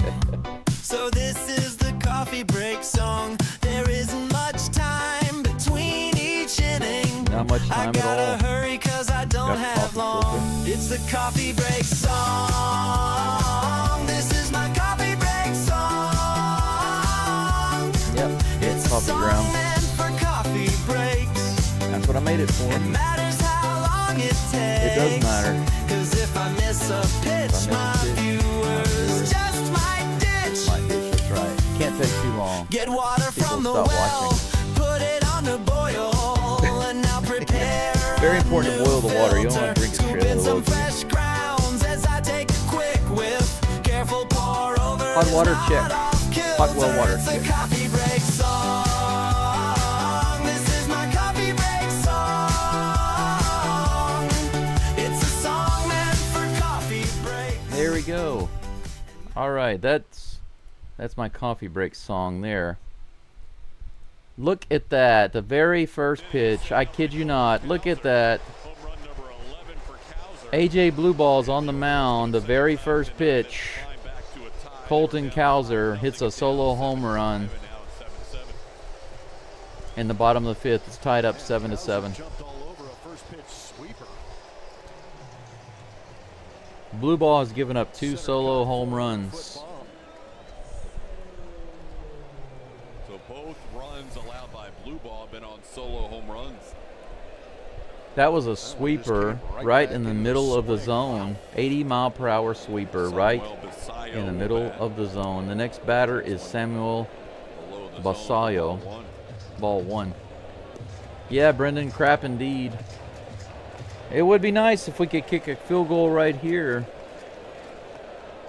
and give ourselves a little bit of a cushion. 1 ball, no strikes to Basayo. That next pitch, change up in the bottom of the zone for strike 1. 1-1, no outs. The Orioles kept creeping close, 7-7. getting the game tied last night. Next Took pitch it in the from dirt. 4-0 2 balls and 1 to strike. 4-3, and then from 7-3 to 7-6. Finally, it was 10-6, a third 4-run lead. Maybe I that came ended in up with my 10-7. fresh cup of Tonight, the coffee Orioles too had late. crept Maybe back that's why. From down 5 and down 2. Oh, sorry about that. This is hit to center field, and that's going to be off the wall. Melton grabs it. It's going to be a double for Basayo. Hard hit to left center field over the head of Melton. Yeah, sorry about that. I have my desktop audio on. I've got it off now. Thank you for letting me know. I'm still getting used to the controls on this particular software. I forgot that I have to mute that, turn it off, you know.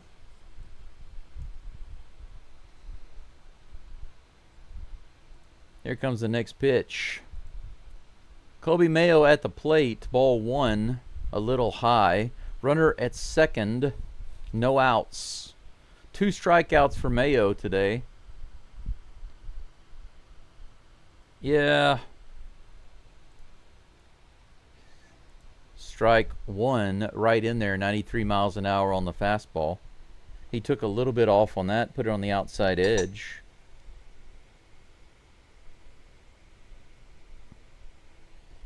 Okay. Here comes the 1-1 pitch. Swing and a miss. Nice sweeper. The Swiffer outside and low.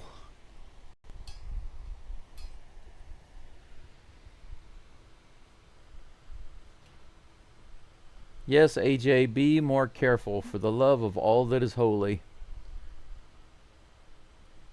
Don't bring in Chaz. I don't want to see Chaz pitching this game unless the Astros are just up by 20 runs. If the Astros are up by 2 touchdowns, then yes, bring in Chaz. Here comes the 1-2 pitch. Low and in the dirt. He tried another Swiffer, but it was not competitive. The count's even, 2-2 to Kobe Mayo. Mayu?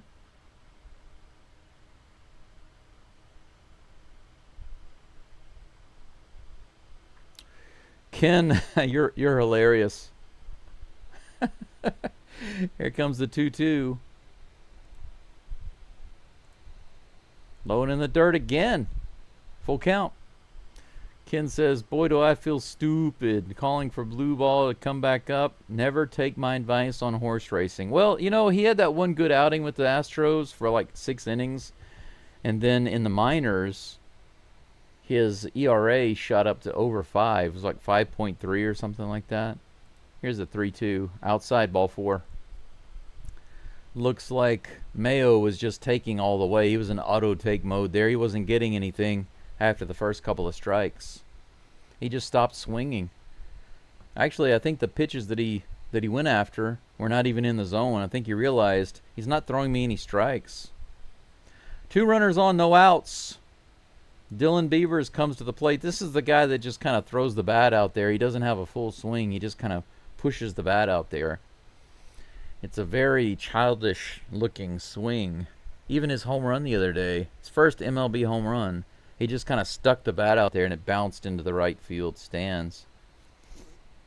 This first pitch in the bottom of the zone, 87 mile per hour changeup for strike 1.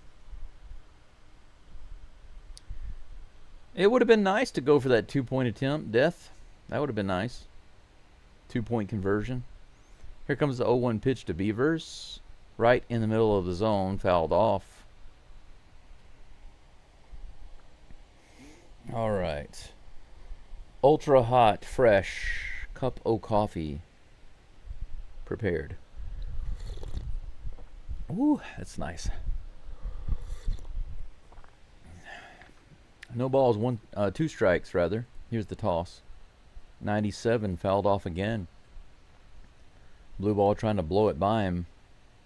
He's trying to blow ball it by him. What a game, guys. What a game.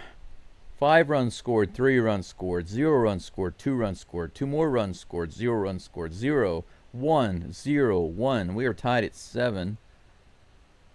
That sweeper misses barely below the zone. 1-2 is the count to Dylan Beavers. The Dirty Birds have runners on first and second with no outs. Triple play? Triple play?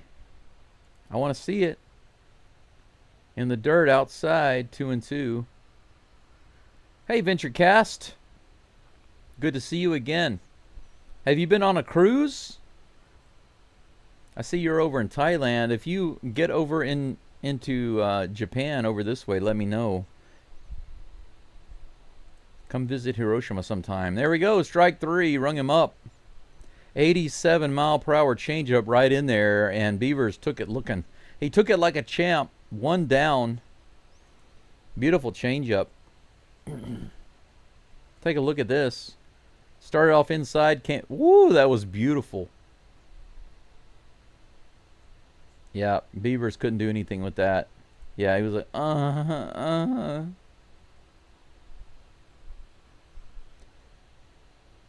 Vimeo Machine comes to the plate. 2 runners on, 1 out. First pitch on the way. Inside. Ball 1.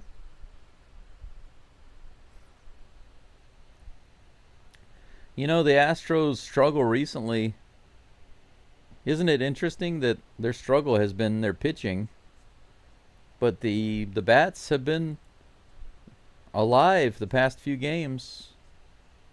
This is hit out in left field. Dubon can't see it, and he finally finds it. I'm not sure if he was pretending not to see it or what. I don't know if he was faking. Yeah, he's smiling. He's like, where is it? Where is it? Where is it? I don't know where it's at. Look at that. He was faking it.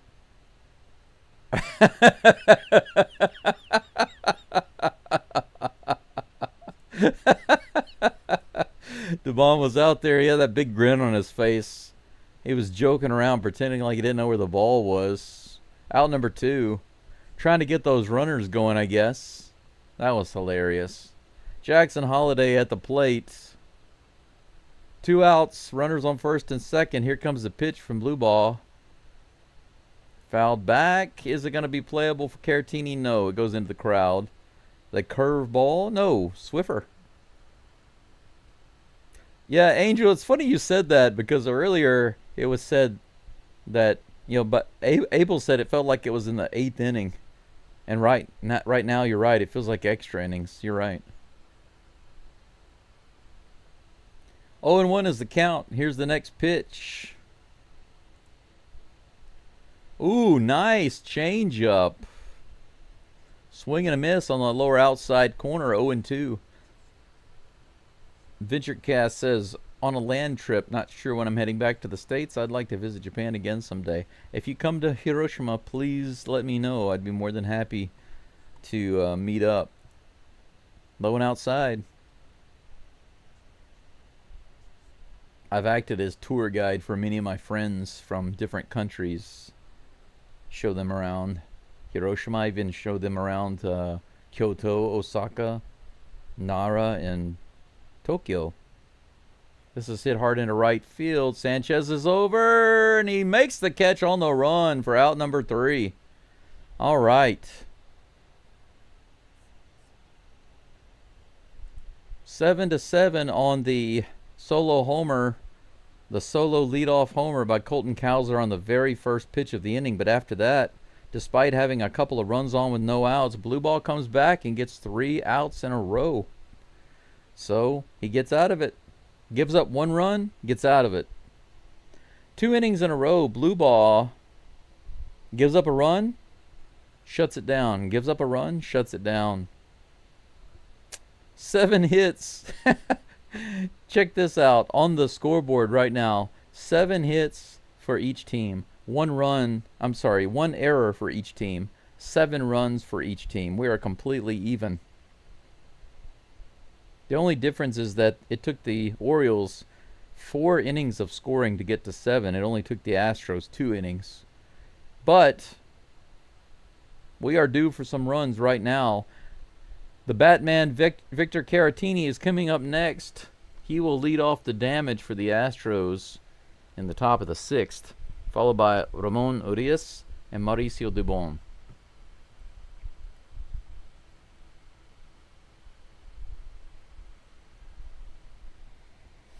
How many people do we have viewing right now? 126. It has crept up a little bit, a little better than yesterday, just slightly. I think we got up to about 120, 123. Maybe.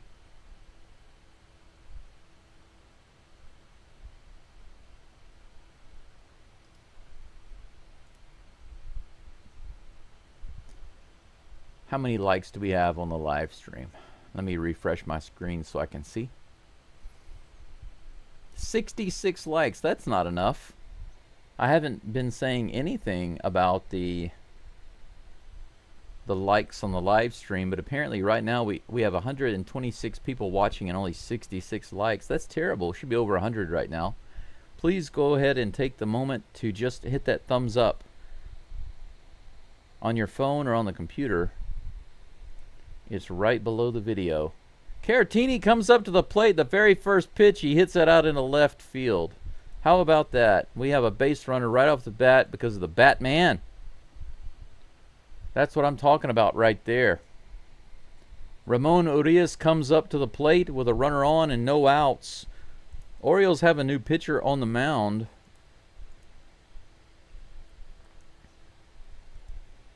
Dietrich Enns.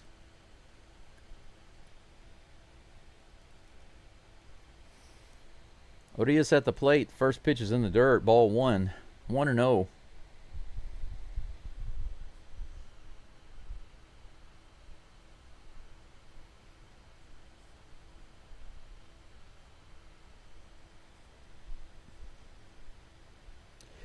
Yeah, Crispy, at least it's a fun game. That's right. There's something to watch, right? There's some action to watch. You think about going to a movie, right? You watch a movie and really not much happens through the whole movie, and then the end is disappointing. But what if you watch a movie that is action-packed and has a lot of going back and forth and is a really great story, and then has a terrible ending? At least, you know, the movie itself overall was enjoyable, right? Even if it has a bad ending. 2 balls and 1 strike to Urias.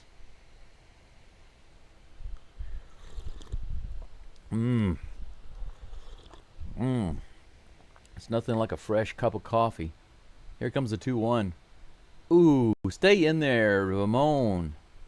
Swing and a miss. The changeup right in the zone, but Urias did not keep his head down and stay in there. He came out of the box with that swing. You got to stay in there when you swing at that stuff. Here's the 2-2 pitch. Low and inside in the dirt. Full count.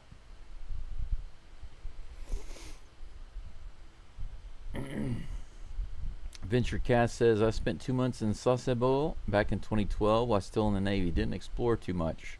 Sure, absolutely. Let me know. Here comes the pitch. Inside, ball 4. So we have 2 runners on, first and second. So the Orioles relievers also having a little bit of trouble right now. Dubon, our cheekiest Astro. I think you would all agree that Dubon is definitely the cheekiest player on the entire team. He comes to the plate. He's 0 for 2 today, but that don't mean nothing.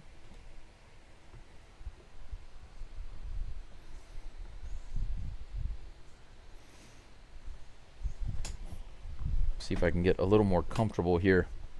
Prop my legs up a little. Dubon is showing bunt. He pops the bunt up, and it's caught by the third baseman. That's disappointing. So they finally decide to bunt, and he pops it up on the very first one. Very first pitch.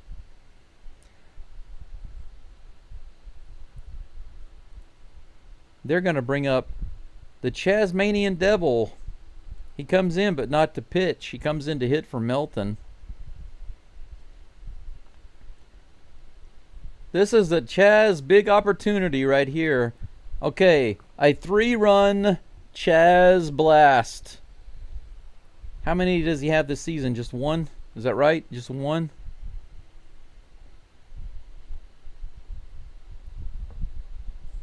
Dietrich Enns and Chaz McCormick have never faced each other before. Lefty versus righty. 2 runners on, 1 out. Inside, ball 1. Shrewdly says, let's go, indeed. Yes, you're right, Angel. When the pitching's not good, the offense has to do the work. And that's what's happened the last 2 games. Yeah, it's going so far today. 95 again inside. 2 balls and no strikes. Good takes by Chaz. VentureCast, congratulations on the 1K subs. I think you were 800 last time I was here. Thank you, sir. Yeah, the community is really growing pretty quickly. Now, I will say this. During the Astros slump, my subscriptions went down the tube. I mean, I would get 1 to 3 per day, but I was getting anywhere from 12 to 20 per day before that. 88 below the zone, ball 3. 3-0 to Chaz. If he walks Chaz, we're going to have Pena up with bases loaded. As the Astros go, so do my subscriptions. Here's the 3-0 pitch to Chaz.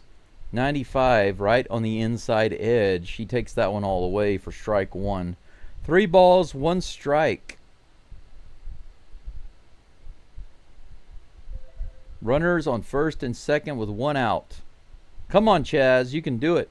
Here comes the pitch. Whew, 94 on the outside edge. Swing and a miss. Full count.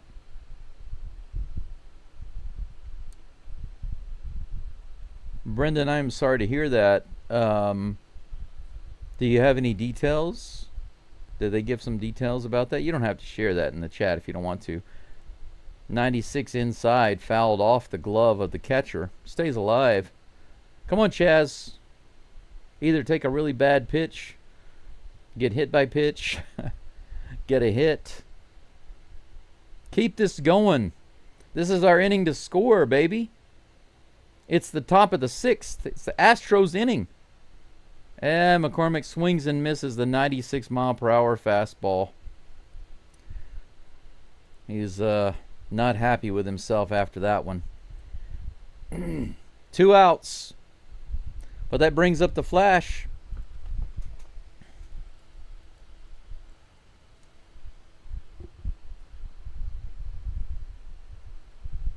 Ken says, my first year for Little League, my coach told the pitcher, or what? Payne hits this one out to right field, all the way out to the track, to the wall, but shy of the wall. So close to being a 3-run shot on the very first pitch, but that's out number 3. That was anticlimactic right there. A deep shot to Pena, opposite field, but too much air, and it dies just a few feet before the wall. Could have put the Astros up 10-7. The game stays tied. 8 hits for the Astros, 7 for the O's. We go into the bottom of the 6th. Ken says, my coach told the pitcher to let me practice bunting. I had no idea. Just see what I had seen in ball games.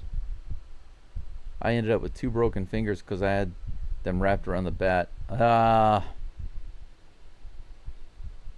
Oh my gosh. Coaching failure right there, Ken. Go bunt the ball. I've never bunted the ball before. It's okay, you can have a try. I don't know how to try. Try anyway. It kind of reminds me when I was in China and you go to a restaurant. Chinese are beyond proud when it comes to their food. There is a real sense of insecurity in China. They're very insecure about what people think about them and their country. And so they take a lot of pride in hearing that Chinese people are good, Chinese culture is good, Chinese country is good, Chinese food is good. Those are the first things that Chinese people will ask you when you're in China. Do you like Chinese people? Do you like China? Do you like Chinese food? Those are always the first questions they ask you. Do you like Chinese food? Do you like Chinese people? Do you like China? If you say yes, then it's kind of like a sense of relief, like, oh, good, that's good. It's the only country I've ever been to where people do that and are so concerned about what your answer is going to be. But whenever you go out to eat with Chinese, they want you to try all of these different foods. And I would sometimes not know what it was. And I would say, what is it? And they would just say, just have a try. Just have a try. But I want to know what it is. No, just have a try. Just have a try. They didn't want to tell me what it was because they knew if they told me, then I probably wouldn't want to have a try.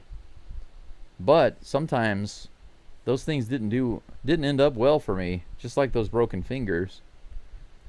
Blue ball's back on the mound. The first pitch is grounded to the left side by Jeremiah Jackson, who had a home run earlier, actually against blue ball. This one comes out better for the Astros. 1 pitch, 1 out on the ground ball. Next batter is Gunnar Henderson with 1 down.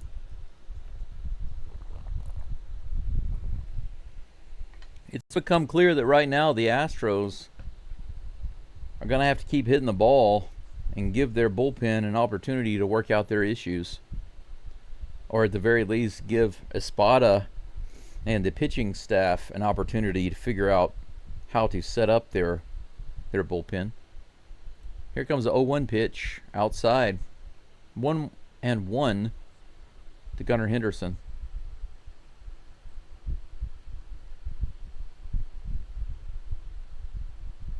Brendan says just a type of lung cancer. 87 on the outside. The changeup fouled off. 1 ball and 2 strikes. His son died last year. All not cancer. What do you mean all not cancer? I'm not sure what that means. I'm sorry to hear that. That sounds really difficult. 96 low and outside on the fastball. Fouled off again. The count remains 1-2. Crispy says another classic. Getting 2 men on with no outs. Just to do nothing. Yeah. It's a little bit of a throwback, isn't it? Get some runners on. Leave them there. Hey, look at that. A half swing strikeout. A third strikeout for blue ball. 2 outs. That ball was in the dirt. Man, talk about some movement. Look at that. Started off low. The changeup. And then it went down and outside. Gunnar couldn't hold up. Yeah, he went way around. No doubter there. Yeah, he knew it. He walked to the dugout in shame. Grounder and a strikeout for blue ball this inning. Bottom of the 6th. Let's push this into the top of the 7th. Let's give our hitters another chance to give us the lead back. Ryan Mountcastle takes the first pitch on the outside edge for strike 1. Oh, I see. His son didn't die of cancer. He was killed. Was it a crime or an accident? I'm sorry to hear that. 97 low and outside. Another strike. Mountcastle didn't like that call, but it was on the corner. Could have gone either way. You're right, Ken. I mean, if he just focuses and doesn't throw those out over the plate, then I think he's fine. That's why I said earlier, I kind of wonder about, was it the wrong call on the pitch? Was it just the wrong placement of the pitch? Was it Caratini's wrong call on the pitch? I don't know. We can only speculate. Here's the 1-2. Low and outside on the Swiffer. Caratini telling him to calm down a little bit. He's like, dude, it's okay. It's okay. Calm down. It's okay. 2 balls and 2 strikes to Mountcastle. Blue ball trying to lay siege to Mountcastle. Here comes the 2-2 pitch. In the dirt. 98 mile per hour fastball. He put a little more heat on it, but the location was too far down. Full count.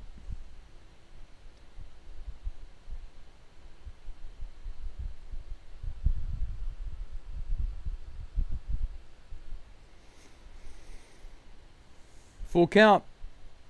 Blue ball to Mountcastle.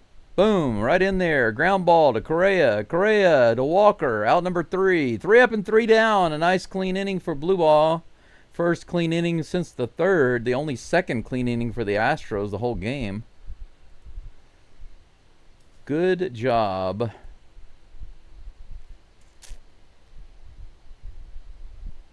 Well, you know, say what you want, but 3 innings of work. 45, 46 pitches from blue ball. Gives up 2 runs in 3 innings. That's still better than most of the Astros relievers recently.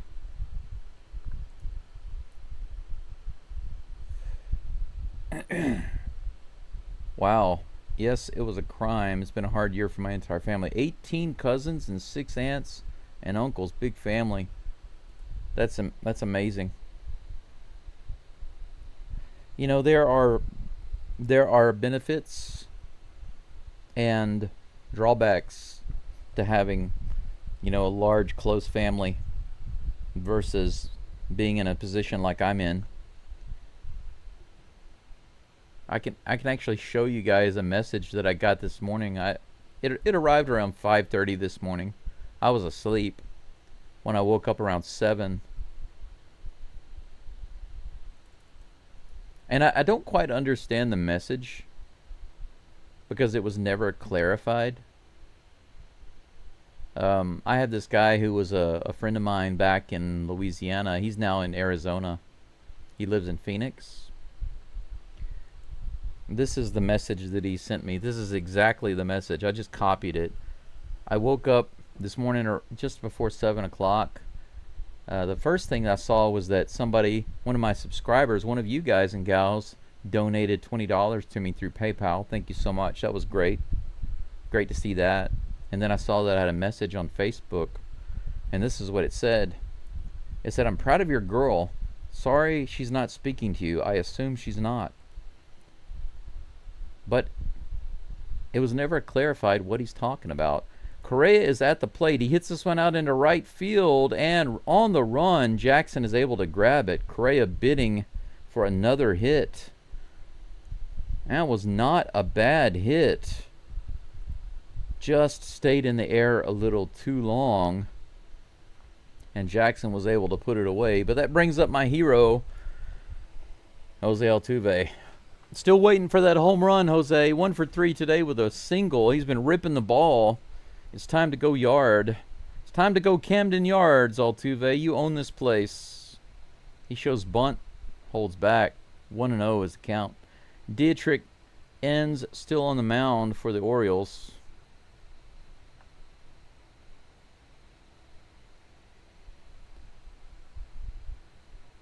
One ball, no strikes. The catcher calls a timeout. He wants to have a little chit-chat with Enns about Altuve. Listen, you know this is Jose Altuve. He owns this place. He's probably going to go yard right here. Yeah, he's going to go Camden Yards. He's going to totally go yards. What do? We only just bear with it.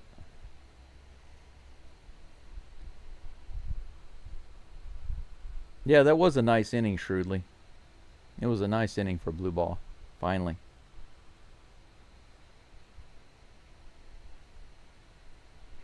Yeah, being alone means you have to learn to really figure yourself out. It's challenging. That pitch is right in there. Change up. 1 ball, 1 strike. It has been life-changing for me, that's for sure. But it's kind of strange because I always dreamed of having a big family of my own. Line drive to left field. Altuve comes through again with another single.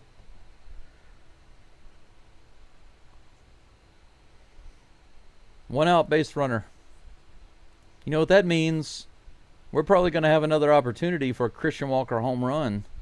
Still waiting for that 3rd home run. Now's the time to do it, Walker. We really need it. We need it. Jesus saves, comes to the plate. Here it comes. 95 right down the middle, strike 1.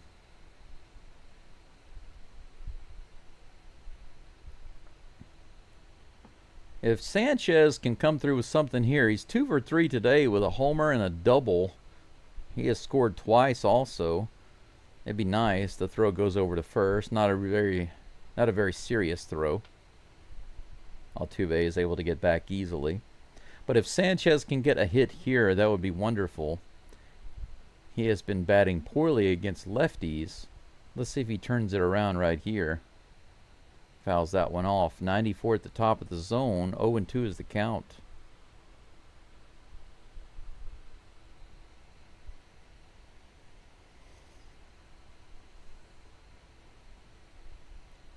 So a home run and a double. Sanchez still needs a single and a triple. He had a second 5-hit game. Can you imagine if he got the cycle today? Man, that'd be awesome to have some hot bats steaming in the Astros dugout. High and outside, ball 1. 1-2.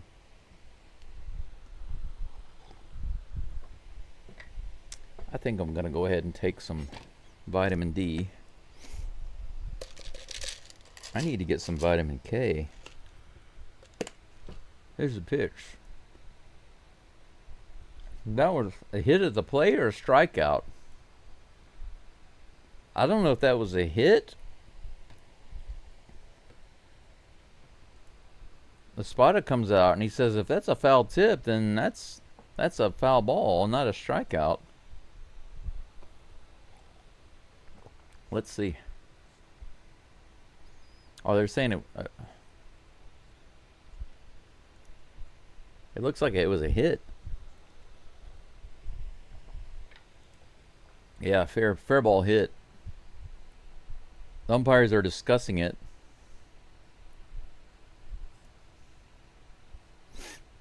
It moves Altuve to second base. It's out number 2. Are you kidding me? They're calling that... Okay. Okay, I see what happened. It was a hit. It just bounced a few inches in front of the plate, and they threw him out at first base. So 2 outs, Christian Walker at the plate with Altuve on second. 95 right in there and fouled off by Walker. 7-7 in the 7th. Walker with a single today and a run scored.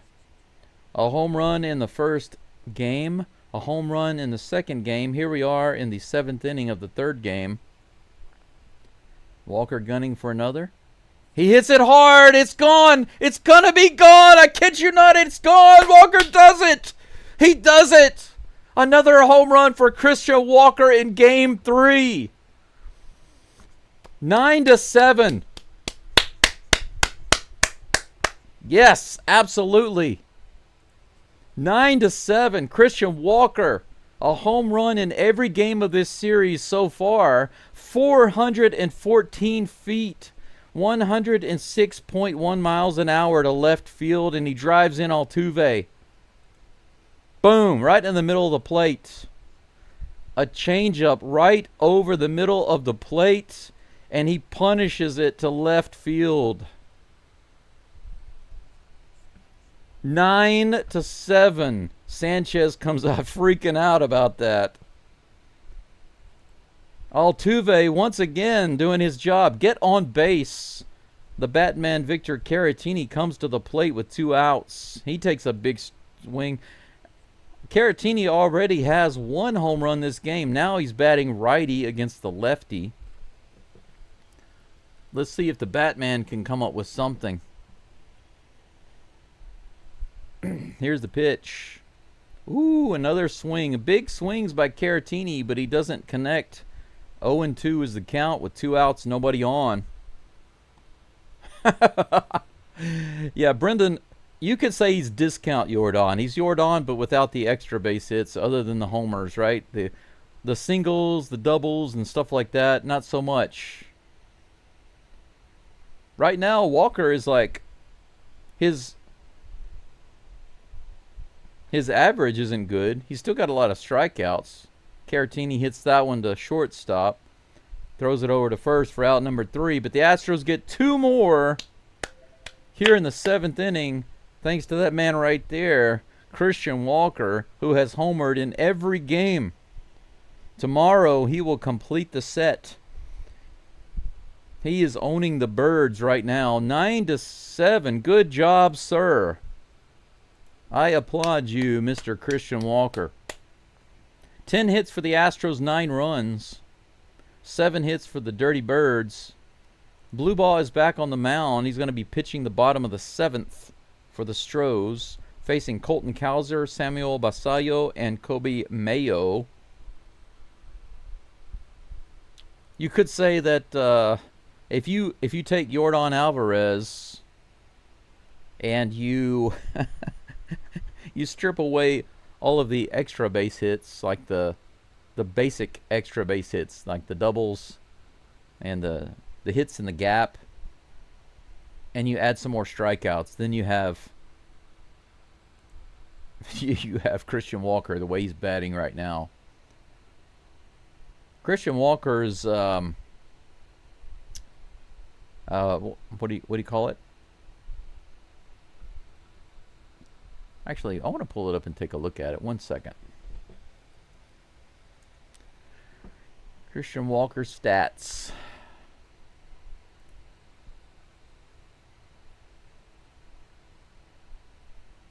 Yeah, his OPS is what's been coming up a lot recently. His OPS has been really good.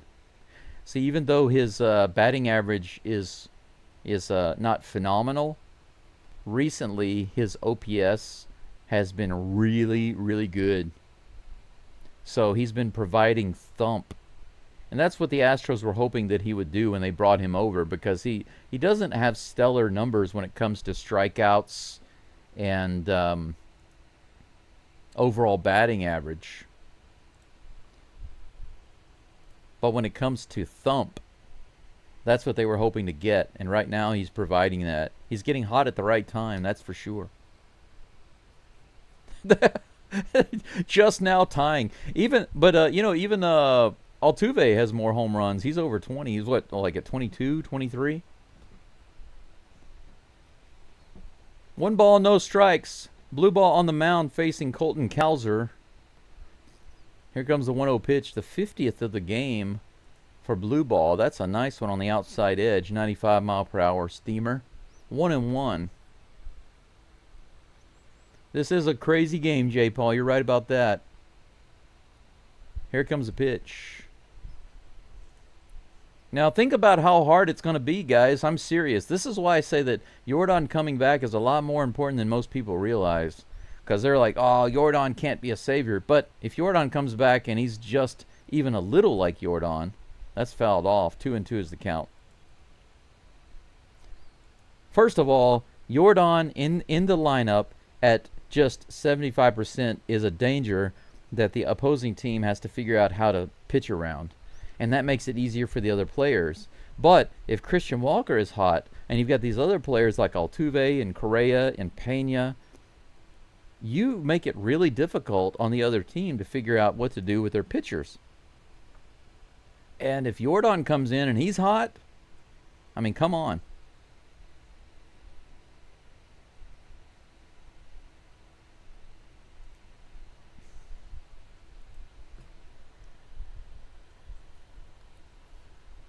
Two balls, two strikes to Cowser. Hit high in the air on that 98 mile per hour pitch over on the left side, and Correa runs out of room. Count remains 2-2.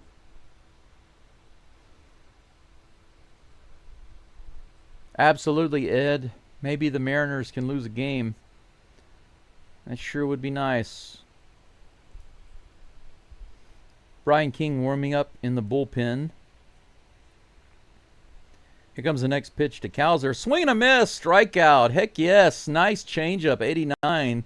Dropped below the zone. Now that's the kind of pitch I'm talking about. Don't leave it out over the zone. Drop it below. Cowser shakes his head and goes into the dugout. Look how beautiful this pitch was. Started off in the bottom of the zone and dropped below. Beautimus. Beautimus. One away. Samuel Basayo comes to the plate. Here comes the pitch. Hey, chopper right up the middle. Should be easy for Pena. He throws it over to first base. No problem. Nice. Started him off with a Swiffer, and he bounced it right up the middle. Pena handles it no problem. 2 up and 2 down. Yeah, getting Jake. Yeah, that's the other thing. Jake Myers. I mean, you think about how great the Astros lineup really could be. Yes, Correa did hit a home run earlier, District Nation. That's right. Earlier in the game. First inning, actually. He hit a blast out the left field. It was a towering shot. I almost said 1-0. 1-0 is the count to Mayo.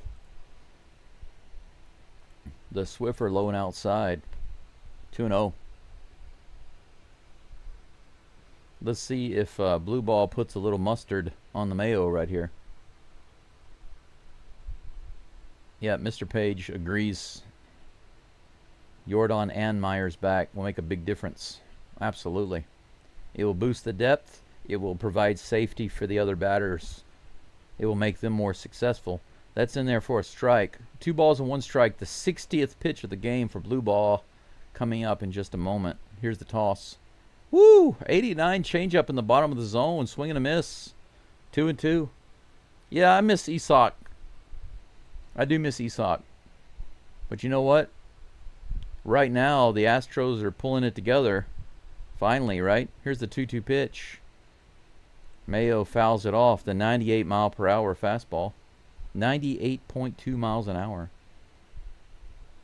The Astros commentators just took my line from me.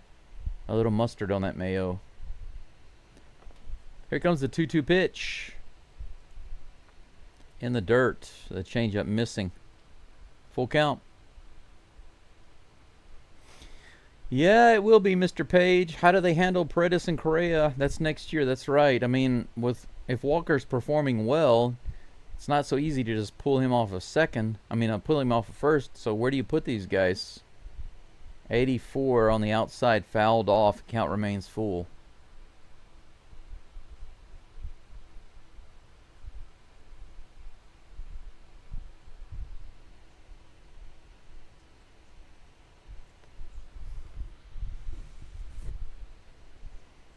Yeah, well, Correa wasn't the only one to hit another bomb destination. There have been several home runs this game. This is hit way up in the air on the 98-mile-per-hour pitch. It's on the infield. Who's going to take it? Correa has it, and he puts it away.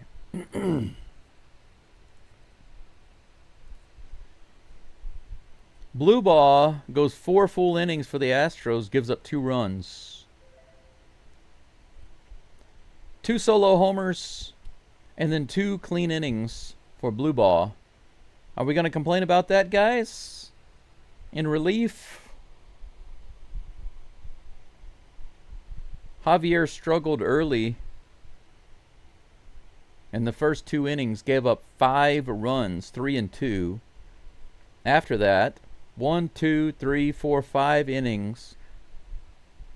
Astros relievers have given up 2 runs in 5 innings. That's not a big deal. The big deal this game was Javier's difficult start. So, interestingly enough, it was the starter that caused the issue, that caused the scoring issues this game against the Astros, not the relievers. How about that? How about that? Jeremy Pena is due up to lead it off. No, I'm sorry.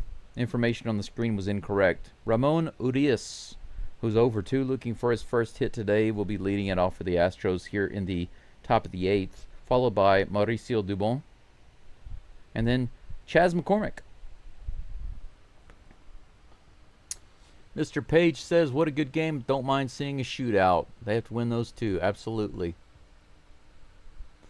Yeah, VentureCast, you're right. Blue Ball does have potential with the right coaching. I agree. He just needs to make a few adjustments and he'll be good, I think. He's got a lot of power, a lot of spunk, a lot of energy, and it looks like he loves what he's doing. That's good. I like his attitude. Major Payne, greetings from LaSalle, Illinois. Wow. Thanks for coming in, Major Payne. I like your name. It reminds me of the movie. Major Payne. Oh, man.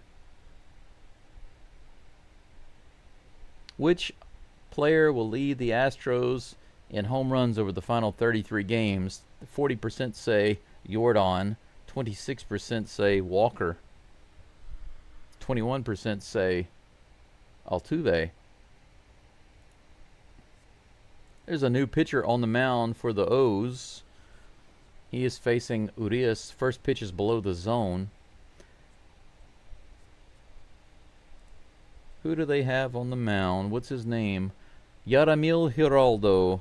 Yaramil Giraldo. Next pitch to Urias is hit into left field and barely going to be caught by the left fielder.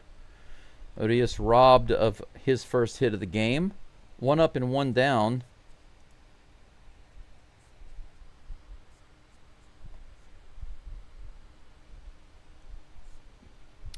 Well, Brendan, I do hope that AJ stays in the pen, but kind of like VentureCast said, I think that if he stays in the pen and he gets the coaching that he needs, then we'll be good. Dubon comes to the plate. Dubon also looking for his first hit of the game. He popped up a bunt his last at bat, 1-0 on that pitch. 1 out, nobody on. Here comes the toss. Too far inside on that fastball. 2-0. Shrewdly says Paredes as the DH, possibly Alvarez and Correa. Nasty in the playoffs. Altuve would be back at second. Here's a pitch. This is hit out into center field, pretty deep, but playable for Cowser. He puts it away for out number 2. Doobie flies out. The Tasmanian Devil comes to the plate with nobody on. He drove up the count his last at bat, but he wound up striking out, and he cursed himself for it. But at least he went down swinging. He runs out of time to get ready, so he calls timeout.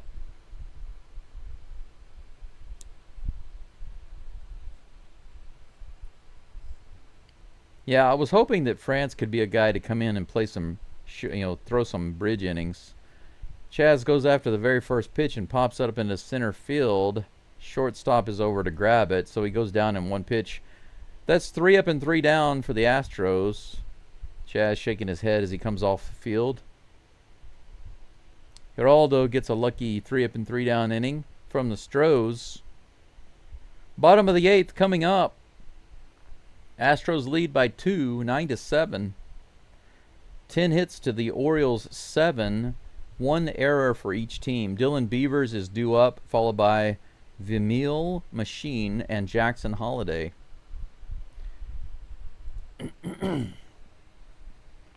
I'm feeling like I wanna celebrate by going over to Saratown. There's a little place. Oh, now that I think about it, I might have to go to Sidjo. I might have to go to Sidjo City today because there are a couple of things I need to do. I need to pick up more coffee. And there's something else I need. I can't remember what it is, but I'll think of it. I really don't want to drive any more than I have to. And I've got things to do around the house. But if I drive to Sidjo, I can have a really nice salad with chicken and a little seaweed, some soup. No, wait, today's Sunday, though. That's right, today's Sunday here in Japan, so they don't have the soup today, but I can order soup. I can have a really nice lunch for about $7, six or $7, and while I'm there are a couple of things that I need to pick up. I might do that today. We'll see. Or I can cook before I leave. It doesn't matter. Let's see what we got in the chat here. Mr. Page says they...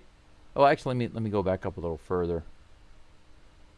Ken says Blue Ball walks off the mound. He looks like he's about ready to school someone for flooding. Yeah, he looks really pumped, doesn't he? I like the way he walks off the mound, or the way he behaves on the mound.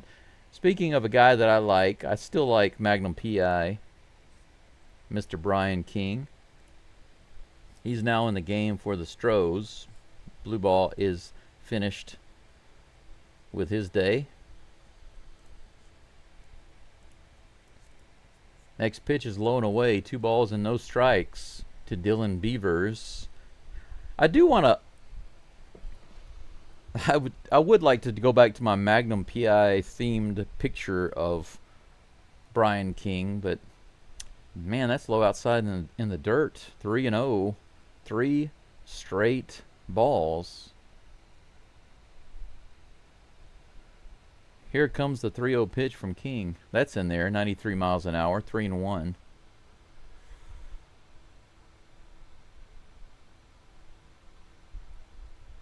Venture Cast asks, does anybody know what's going on with JP France? I haven't seen much about his status. Woo! Got a little lucky there. 94 on the outside edge. Called a strike. The count is full. Beavers immediately calls timeout. Mr. Page says they activated France and optioned him to Sugarland. Yeah, they realized that he needed more time to get things worked out, unfortunately. But I was hoping that he would become like a bridge player. That's golfed into left field, opposite field poke. There is again with the very not complete swing. What is it with these swings by this guy, Beavers? He doesn't have a complete swing. He just throws the bat out there. Look how he swings. Look at his swing. It's like a half swing. Not even a full swing. But he gets a double out of it. Dubon got in there quick, but not quite in time. Beavers turns it into a double, an opposite field double. Leadoff runner at second base. Machine is at the plate. Another rookie. Seems like the Orioles are just full of rookies. On the outside edge, strike one. Nice sweeper. The Swiffer. Keep blue balls up. Send Dubin down. Yeah, Dubin is struggling right now. He needs to figure out what's going on with his game. 93 above the zone, fouled off. 0-2 to Machine.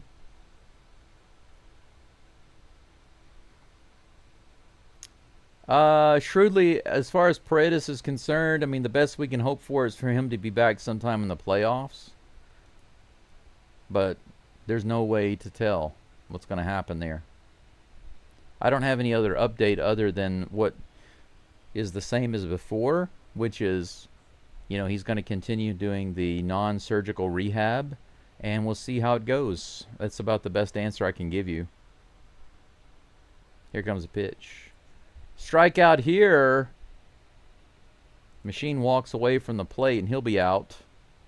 Caratini had to scramble to get the ball. Good job by Caratini keeping the ball in front of him. Brian King gets the strikeout.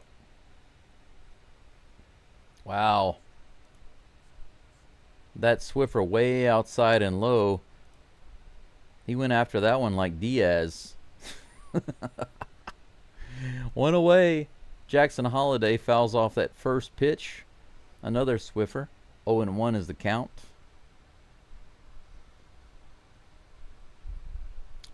Yeah, the Astros haven't been given them. They bring them in, they give them a chance, and then they send them on their way, don't they, Mr. Page? Like, thank you for your service. See you. Pat them on the butt. Get out of here. Don't let the door hit you in the butt on the way out. 83 miles an hour outside and low on that Swiffer. 1 ball, 1 strike. 1 out, 1 runner on second. Here comes a pitch to Holiday. He fouls that one off. Another Swiffer. 1 ball, 2 strikes. Magnum PI gets ahead in the count.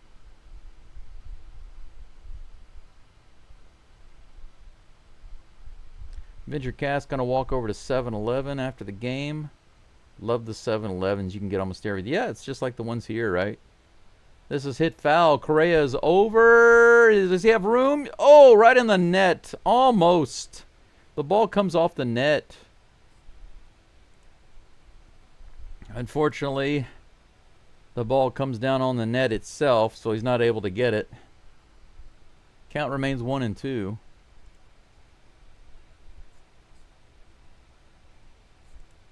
Was that the ball boy over there that got in the way? Yeah, that was really close, but the ball did hit the net. Look at the ball boys. Like, he looks scared. 2 ball boys in there. Why didn't they get out of the way? Oh, they got Orioles hats on. That's why. They're definitely not going to get out of the way. Here comes a 1-2 pitch outside. 2-2. That's a little bit of interference there, I think. Orioles ball boy is making it difficult and dangerous for Correa over there in that corner, and they need to get out of the way. Here comes a 2-2 pitch from Magnum PI. 4-seam fastball way outside and low. Full count. Well, there we go. Craig Kimbrell is warming up in the bullpen. I was wondering if we'd see him today. I thought we probably would.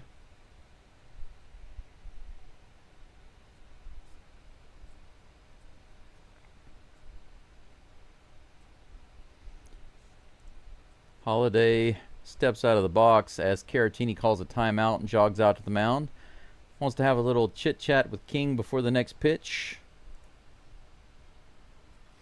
Let's see here. Let me get caught up over here. Yeah, VentureCast, the convenience stores here in Japan are kind of famous, right? Even worldwide, people know about the convenience stores here. They seem to be so much better in Asia. Well, not necessarily in China. I wouldn't say that they're great in China, but several Asian countries, especially Japan, the convenience stores are really awesome.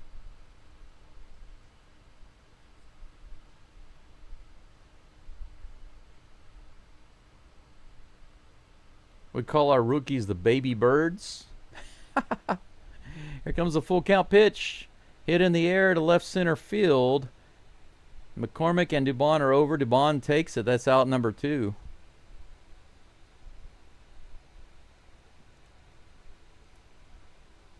Runner stays at second base. Holiday goes down on the fly ball. Jeremiah Jackson comes to the plate. Major Payne, Kimbrel has not played yet for the Astros. He did have a major league start before. I think he's had just one in the majors this year, if I'm not mistaken. I could be mistaken, but I think I'm right. 80 on the outside edge. Strike 1. Nice sweeper. But he hasn't pitched for the Astros yet. If he comes in the game here, which he probably will, it'll be his first time. 92 above the zone, swing and a miss. 0-2. Magnum PI, Brian King getting out ahead in the count.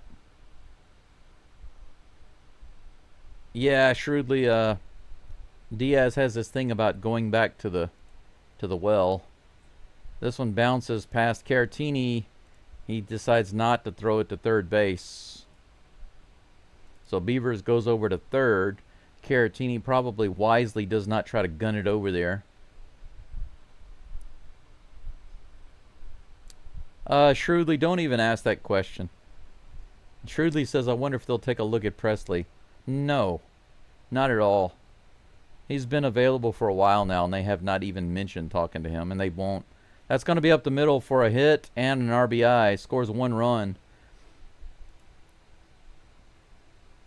A single, unfortunately. Makes it a 9-8 game. It's a 1-run game. Yeah, Kimbrel's been around for a while. He's a veteran pitcher. 37 years old. King almost grabbed that one with his glove. Just barely missed it. Ground ball just happened to be in the right spot. Orioles get lucky. There was nobody there to grab it. That was not a big... I mean, it was a big hit because it scored a run, but it was not an amazing hit. It was just lucky. Just happened to be where there was no defender. 2 outs, runner on first. Lefty on lefty. Gunnar Henderson at the plate. 1 for 3 today. 21 pitches now for King.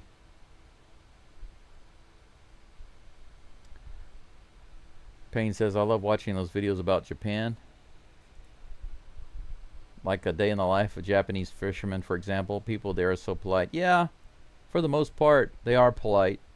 You do run into some people that don't like foreigners, but for the most part, everybody's really, really nice here. 1 ball, no strikes to Gunnar Henderson. Here's a pitch. Swing and a miss. Up in the zone, the fastball. 1-1 is the count. I am treated overall much more nicely here than in America. You know, Louisiana has the culture of, you know, Southern hospitality, of course. And there are a lot of nice people, and they're very talkative there. But I still get treated better here. Woof! 92 on that outside edge. Strike 2. Henderson wasn't sure about that, but the umpire has been calling that pretty consistently. 1 ball, 2 strikes with 2 outs. Runner on first.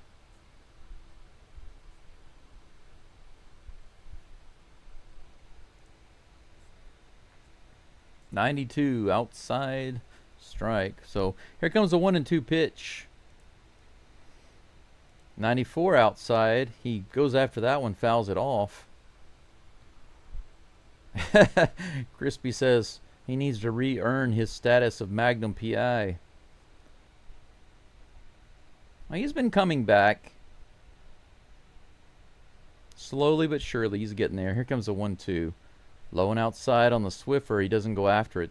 Counts even 2-2. Yeah, Astros pitchers having a little bit of trouble with the uniforms. Now, the relievers have been giving up a little bit, but, you know, the big problem here was the start, right? 5 runs given up by Javier. A little toss over to first base, but he's back.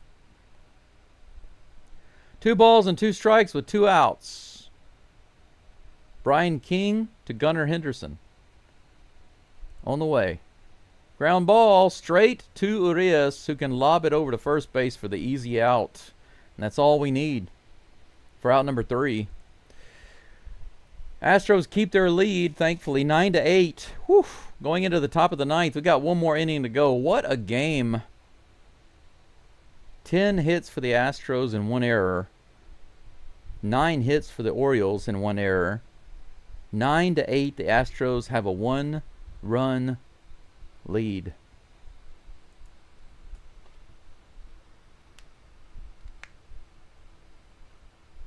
Yep, 4 home runs. Astros have put a few big hits on the board. With runners on, too. That's a good thing. King is now Higgins. the new female version or the original male version? Maybe male version. Maybe female's too weak for him right now. He doesn't deserve it. I would say that when he started struggling, he was batting like Higgins from the new version. Todd Rowe says, I'm from Louisiana. Where at? I was actually born in Shreveport when I was a wee baby, maybe just a couple of months old. My mom and dad moved us to Houston, so I never spent any of my early years in Louisiana. I was just a Houston baby, and after I got to be 7 or 8 years old or so, we moved back to Louisiana because my dad was working at Armco Steel, and they got shut down. My dad went to work for another company in Mansfield, Louisiana, called Hendricks, and of course that got shut down too. Basically, across the country back during that time, everything was getting shut down in America. You know, the steel industries were getting shut down because all of those jobs were going to China. My dad never really adjusted well to that, and that shut our family down. We became very poor. My mom and dad started arguing all the time. Yelling was a daily thing. Childhood went from being your ideal American childhood to being a total disaster. I won't blame it all on my dad's job, but it was a big part of it. Ground ball to the shortstop, Gunnar Henderson. He's barely able to throw Pena out at first base, so the flash goes down, and that brings up South Korea. Let's see if Correa can come up with another big hit and give some insurance runs. 1 out here in the top of the 9th. The Astros up 9-8. Come on, Correa. You can do it. Rico Garcia on the mound for the Orioles. Swing and a miss, low and outside on the slider.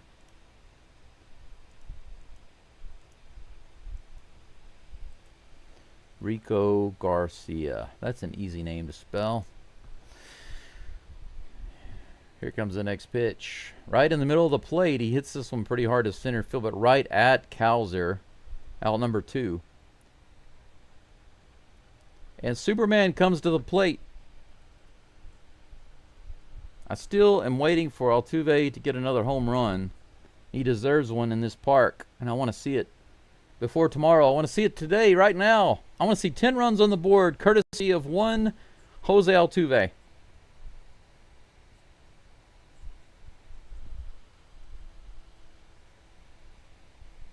Here comes the pitch. In the dirt, ball 1.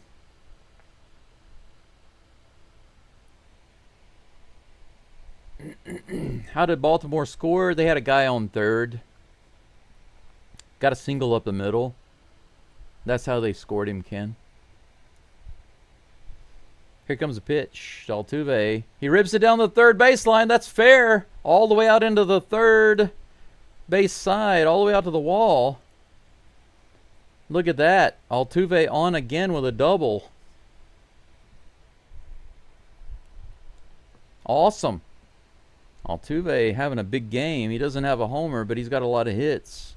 Rips that one right down the line. 96 miles an hour. Boom. You can't throw that to Altuve. Right down the middle of the plate.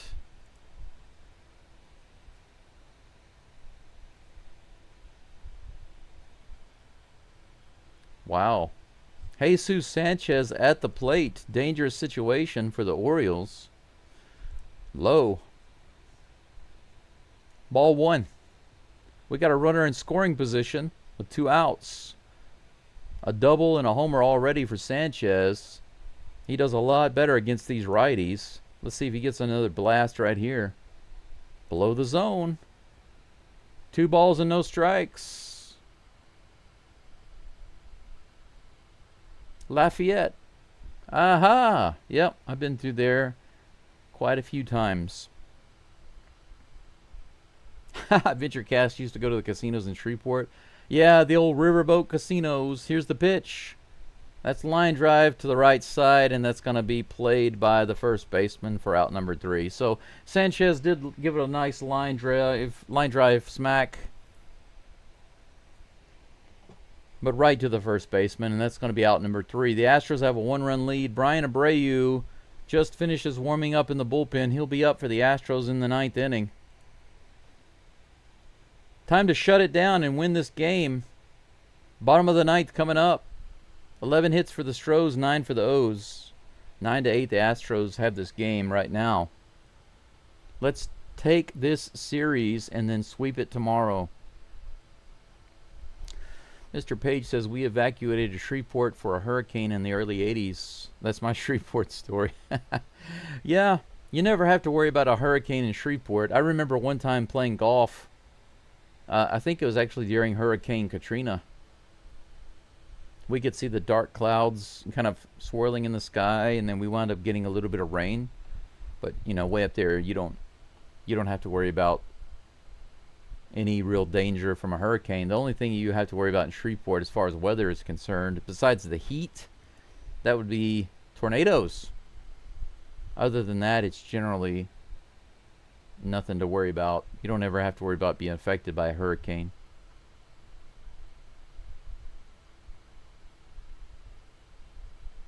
Yeah, tomorrow's game is pretty early.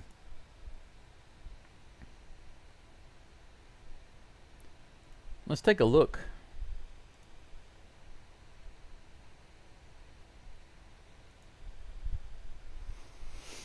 For me, tomorrow's game is at 2:35. You can see it right here. 2:35 in the morning. So, yeah. Tonight's game, I'm going to try to get to sleep by about 9:30 or 10 so I can get at least 4 hours of sleep. Well, if I go to sleep at 10, it's only 3 hours of sleep. If I can go to bed at 9, then I can get 4 hours of sleep. It depends. We'll see. Tuve. Shoeless Jose Tuve. Shoeless Tuve. Yeah, it's nice that Sanchez is not a rental. That would be, I mean, if he played great, you want your rentals to play great, but if you have a guy locked down on contract, that's always a better situation because you have more control. First pitch from Abreu, right in there, 97, swing and a miss to Ryan Mountcastle, inside fastball. Indeed, it is Abreu time. I didn't change the portrait. Let me change that on the screen. Next pitch on the way. 0-2, 98 mile per hour fastball right in there.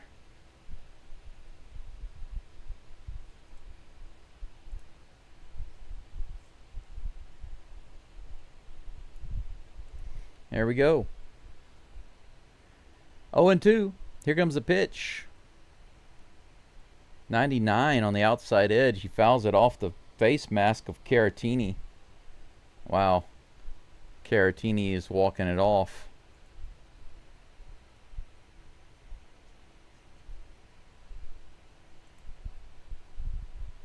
Trainer comes out to take a look. Boom. 99 miles an hour off the face mask of Caratini right there. Batman seems to be okay though. Yeah, absolutely.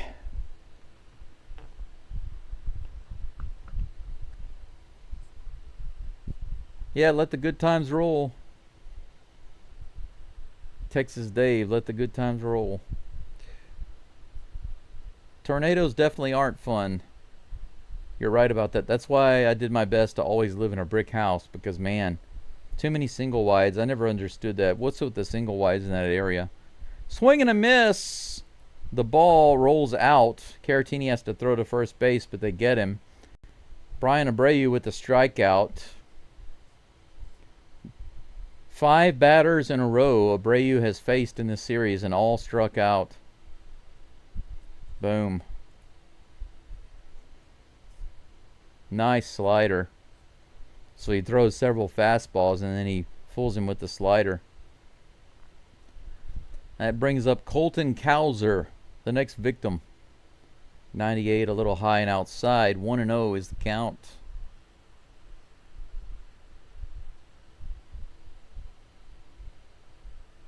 Back-to-back closeout. That's right. Death before dishonor. Here comes the 1-0 pitch. That's in there. Oh, it goes past the mound. Pena scoops it up, fires the first. Nice play. That one bounced right past Abreu.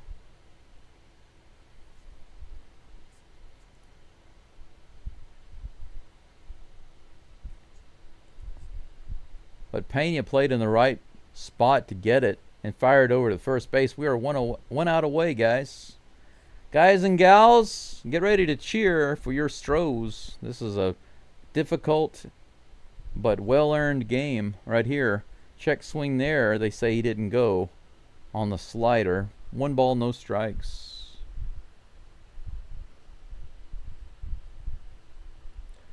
Well, I don't know, Ed. I see what you're saying about playing down to teams, but playing pretty good right now. Here's a pitch. Swing and a miss. Another slider. He went after that one. The count's even 1-1.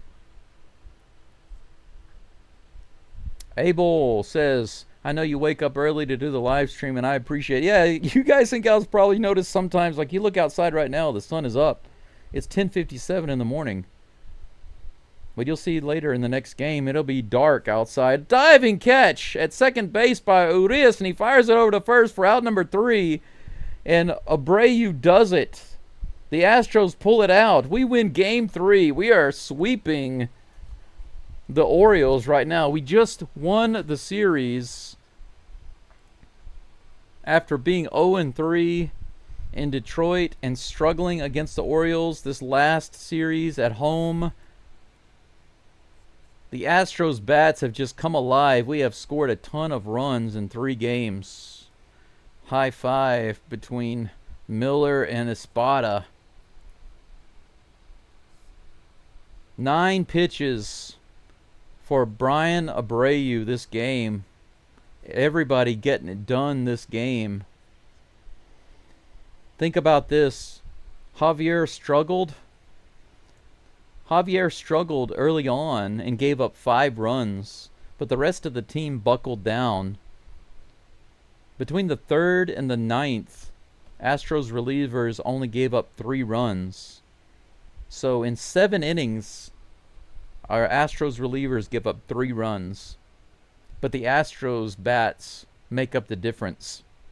They put up just enough to win this game. 9 runs. Yes, absolutely. What a game.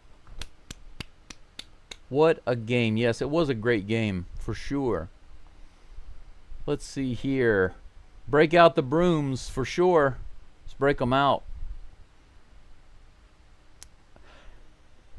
Excuse me.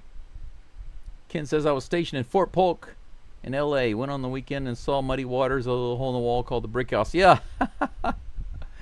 You can see some interesting shows there. Abel says it shows dedication, and I applaud you. Thank you so much, sir. Thank you so much. And thank you for your support, Abel. You've been a big supporter, and I really appreciate you, sir.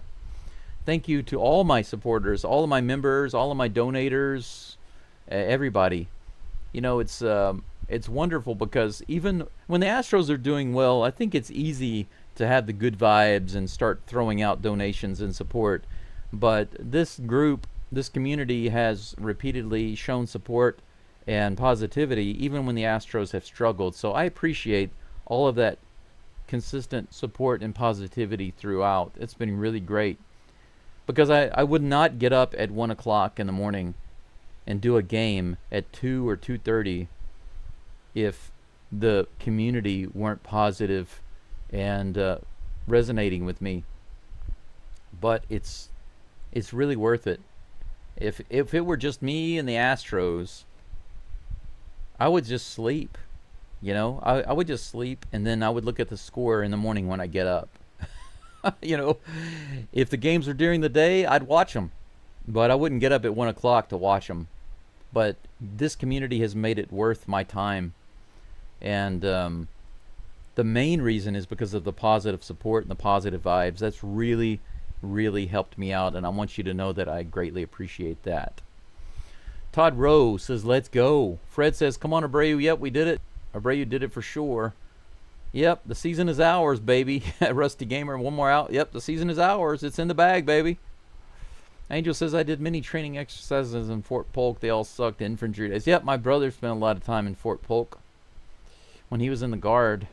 But he wound up getting kicked out of the National Guard because he kept going AWOL. He kept partying, and they finally kicked him out of the military. That was funny. Let's see here. Caesar, hello to you. Thank you for coming back. Yeah, good job, Abreu and Urias on that last play for sure. What a game. Bring out the brooms tomorrow. Mañana. That's right, J. Paul. Steel Viper with another awesome super chat. I don't know what to say other than thank you so much. I'm going to say thank you for the preemptive sweeper chat. I'm going to call it a sweeper chat. Steel Viper, that is a sweeper chat. Because tomorrow we go for the sweep. And I'm going to call that a preemptive sweeper chat. And Fred, you're welcome. Thank you. I'm going to hang my broom up. Last time I hung the broom up, I think, was with the Dodgers series. But I think on this 4-game series against the Orioles, we've got 3 so far. I might grab my broom in there and hang it up on the wall. Yes, a 3-game streak, especially getting revenge against the Dirty Birds. It is sweet revenge. And all of you, right now I am going to do what I typically do, a game recap, a scoring recap of this game. Whew, what a game. And then a quick preview of tomorrow's game, and then we'll take a look at the scores around the league, right? The Mariners are still early in their game, so there's not much going on, so we'll put that off for last. But just real quick, let's take a look at the scoring summary. There's a lot going on. There was a lot in this game.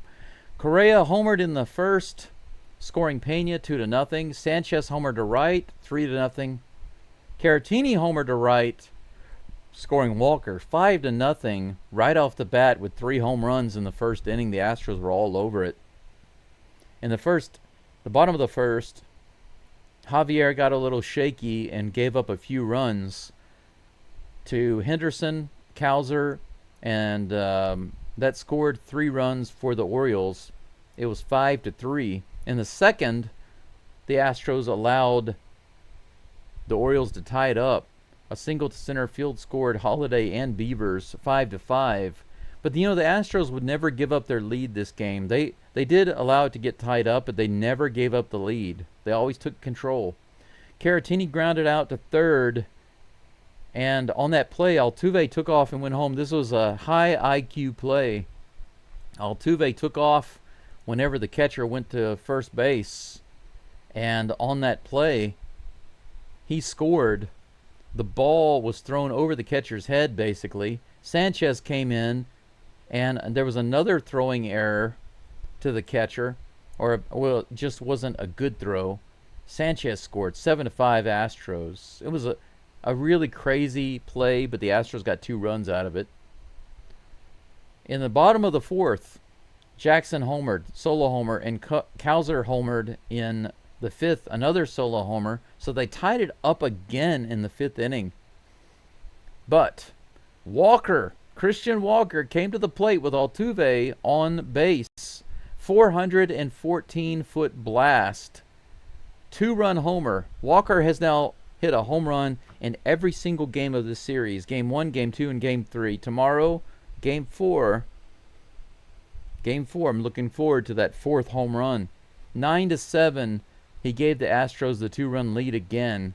In the bottom of the 8th, Jackson singled to center, scoring Beavers and drawing them 1 run closer. But Brian Abreu would shut them down in the 9th inning, and the Astros win this game 9-8. Now, let's take a quick look at the Astros pitching performance so we can figure out where all these runs came from. 8 runs on the board for the Orioles is not good, but most of that came from Javier. 2 innings pitched, by Javier, just 2 innings. He had 65 pitches in 2 innings.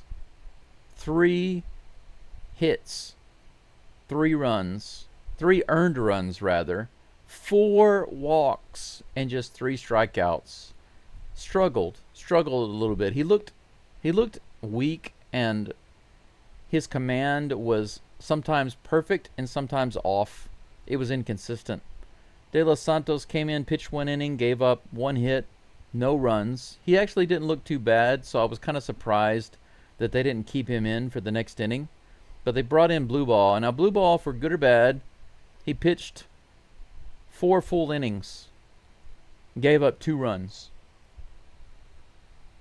I'm not going to complain about that. 2 runs in 4 innings. He was shaky at first, but he pretty much got locked in.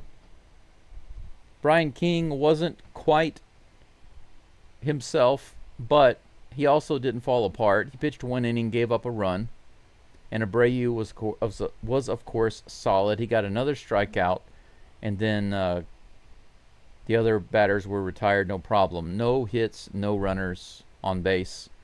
Astros win 9-8. 9-8. It was a fun game, a good game to watch. It was fun to call this game. It was challenging to call this game too. Tomorrow's game, Arrighetti's back on the mound for the Astros. He's going to be facing Trevor Rogers. Trevor Rogers, one of the better pitchers for the Orioles. Hopefully, Arrighetti will have his act together tomorrow. We'll see. According to the matchup predictor on ESPN, the Dirty Birds are heavily favored, but we'll see. This doesn't really mean anything, honestly. Astros now with 73 wins, I believe. Over here on the right side it says 72, but I think that's 73. Now let's take a look at the scoreboard if there's anything going on.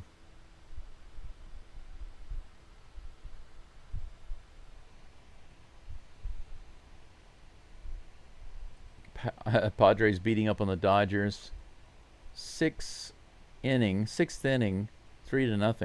The Curbs losing, or rather the Angels are losing to the Curbs 2-0. Okay, so the Mariners are playing the A's again right now, but they're only in the 2nd inning, and it's 0-0. The A's do have a couple of hits. Mariners don't have any. I really hate that the Mariners came back yesterday. The A's, I watched the end of that game, by the way. The A's made an effort at the end. They came so close to coming back in that game, but they just fell a little short. The Red Sox destroyed the Yankees. Look at that. 12-1. 17 hits. Holy freaking cow. In New York. Gotta love that. 71-59 with that win. Very close to the Astros record. Yankees slightly behind the Astros. The Blue Jays barely squeaked one out against the Marlins in 12. That's unfortunate. Sorry that the Marlins couldn't pull that one out. Tigers beat the Royals. They were getting close to 80 wins.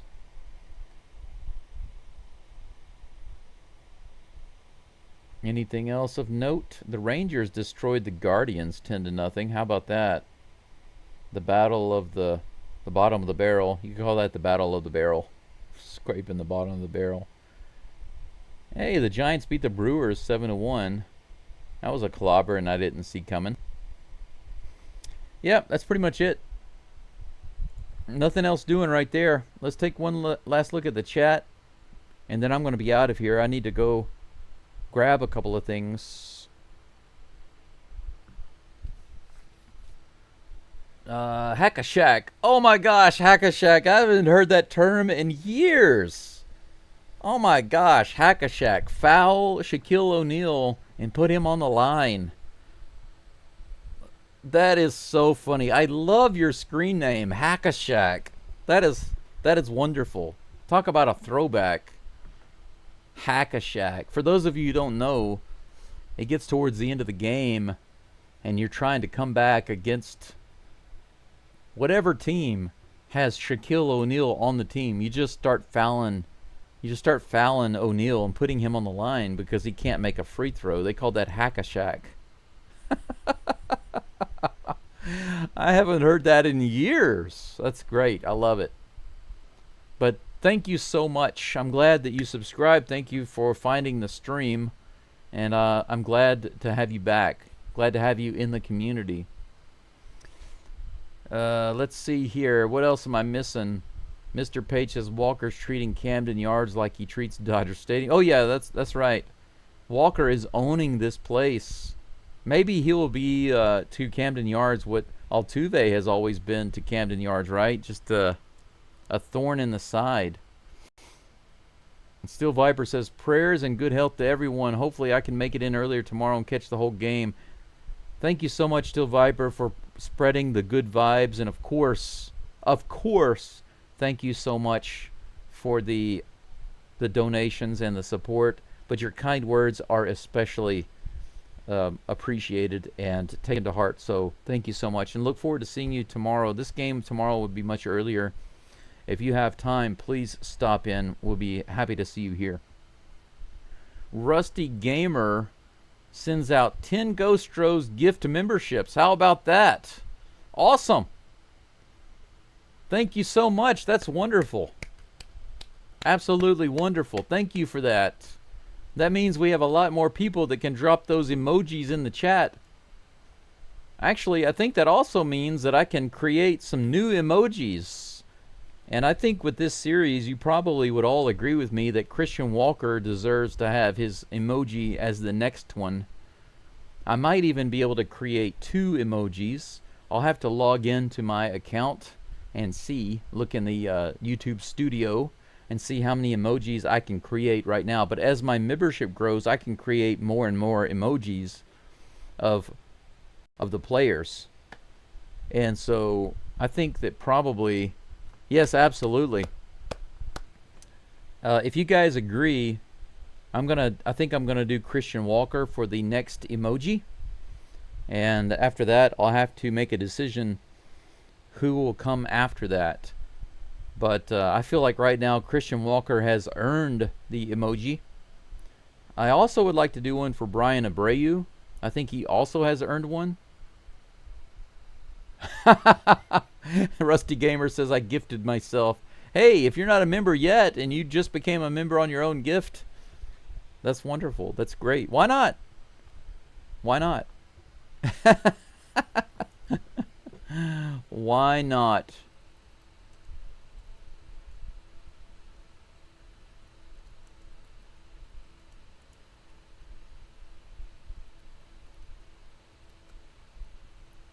There we go. Thank you for the gifts, the gift memberships. And Steel Viper, you're right. What a way to end the stream. That's good timing right there. Congratulations to all of you who picked up the gift memberships there. Thank you for being here. Jesus Avatar. Yes, J. Paul, you're right. A Jesus Sanchez, like Jesus saves is what I'm thinking, type of emoji is really another one that's on my mind. Now, I will say this. If I can create 3 emojis, those are probably the ones that I'll do. I'll do a Christian Walker, a Brian Abreu, just because Abreu deserves one, and the Jesus saves emoji. I think those will be my next 3. But Walker has earned. I've been putting off Walker, but recently he deserves it. He deserves it. He has really earned it recently, so got to do that one. Anyway, I think that's it for tonight. It kind of feels weird saying that, considering how it's not even noon right now. It's 11:15 in the morning. But I've got a few errands to run. I'm going to slip on some socks and grab my money, grab my keys, and go pick up a couple of things. And in the process, grab some food. Thank you so much. You guys and gals are wonderful.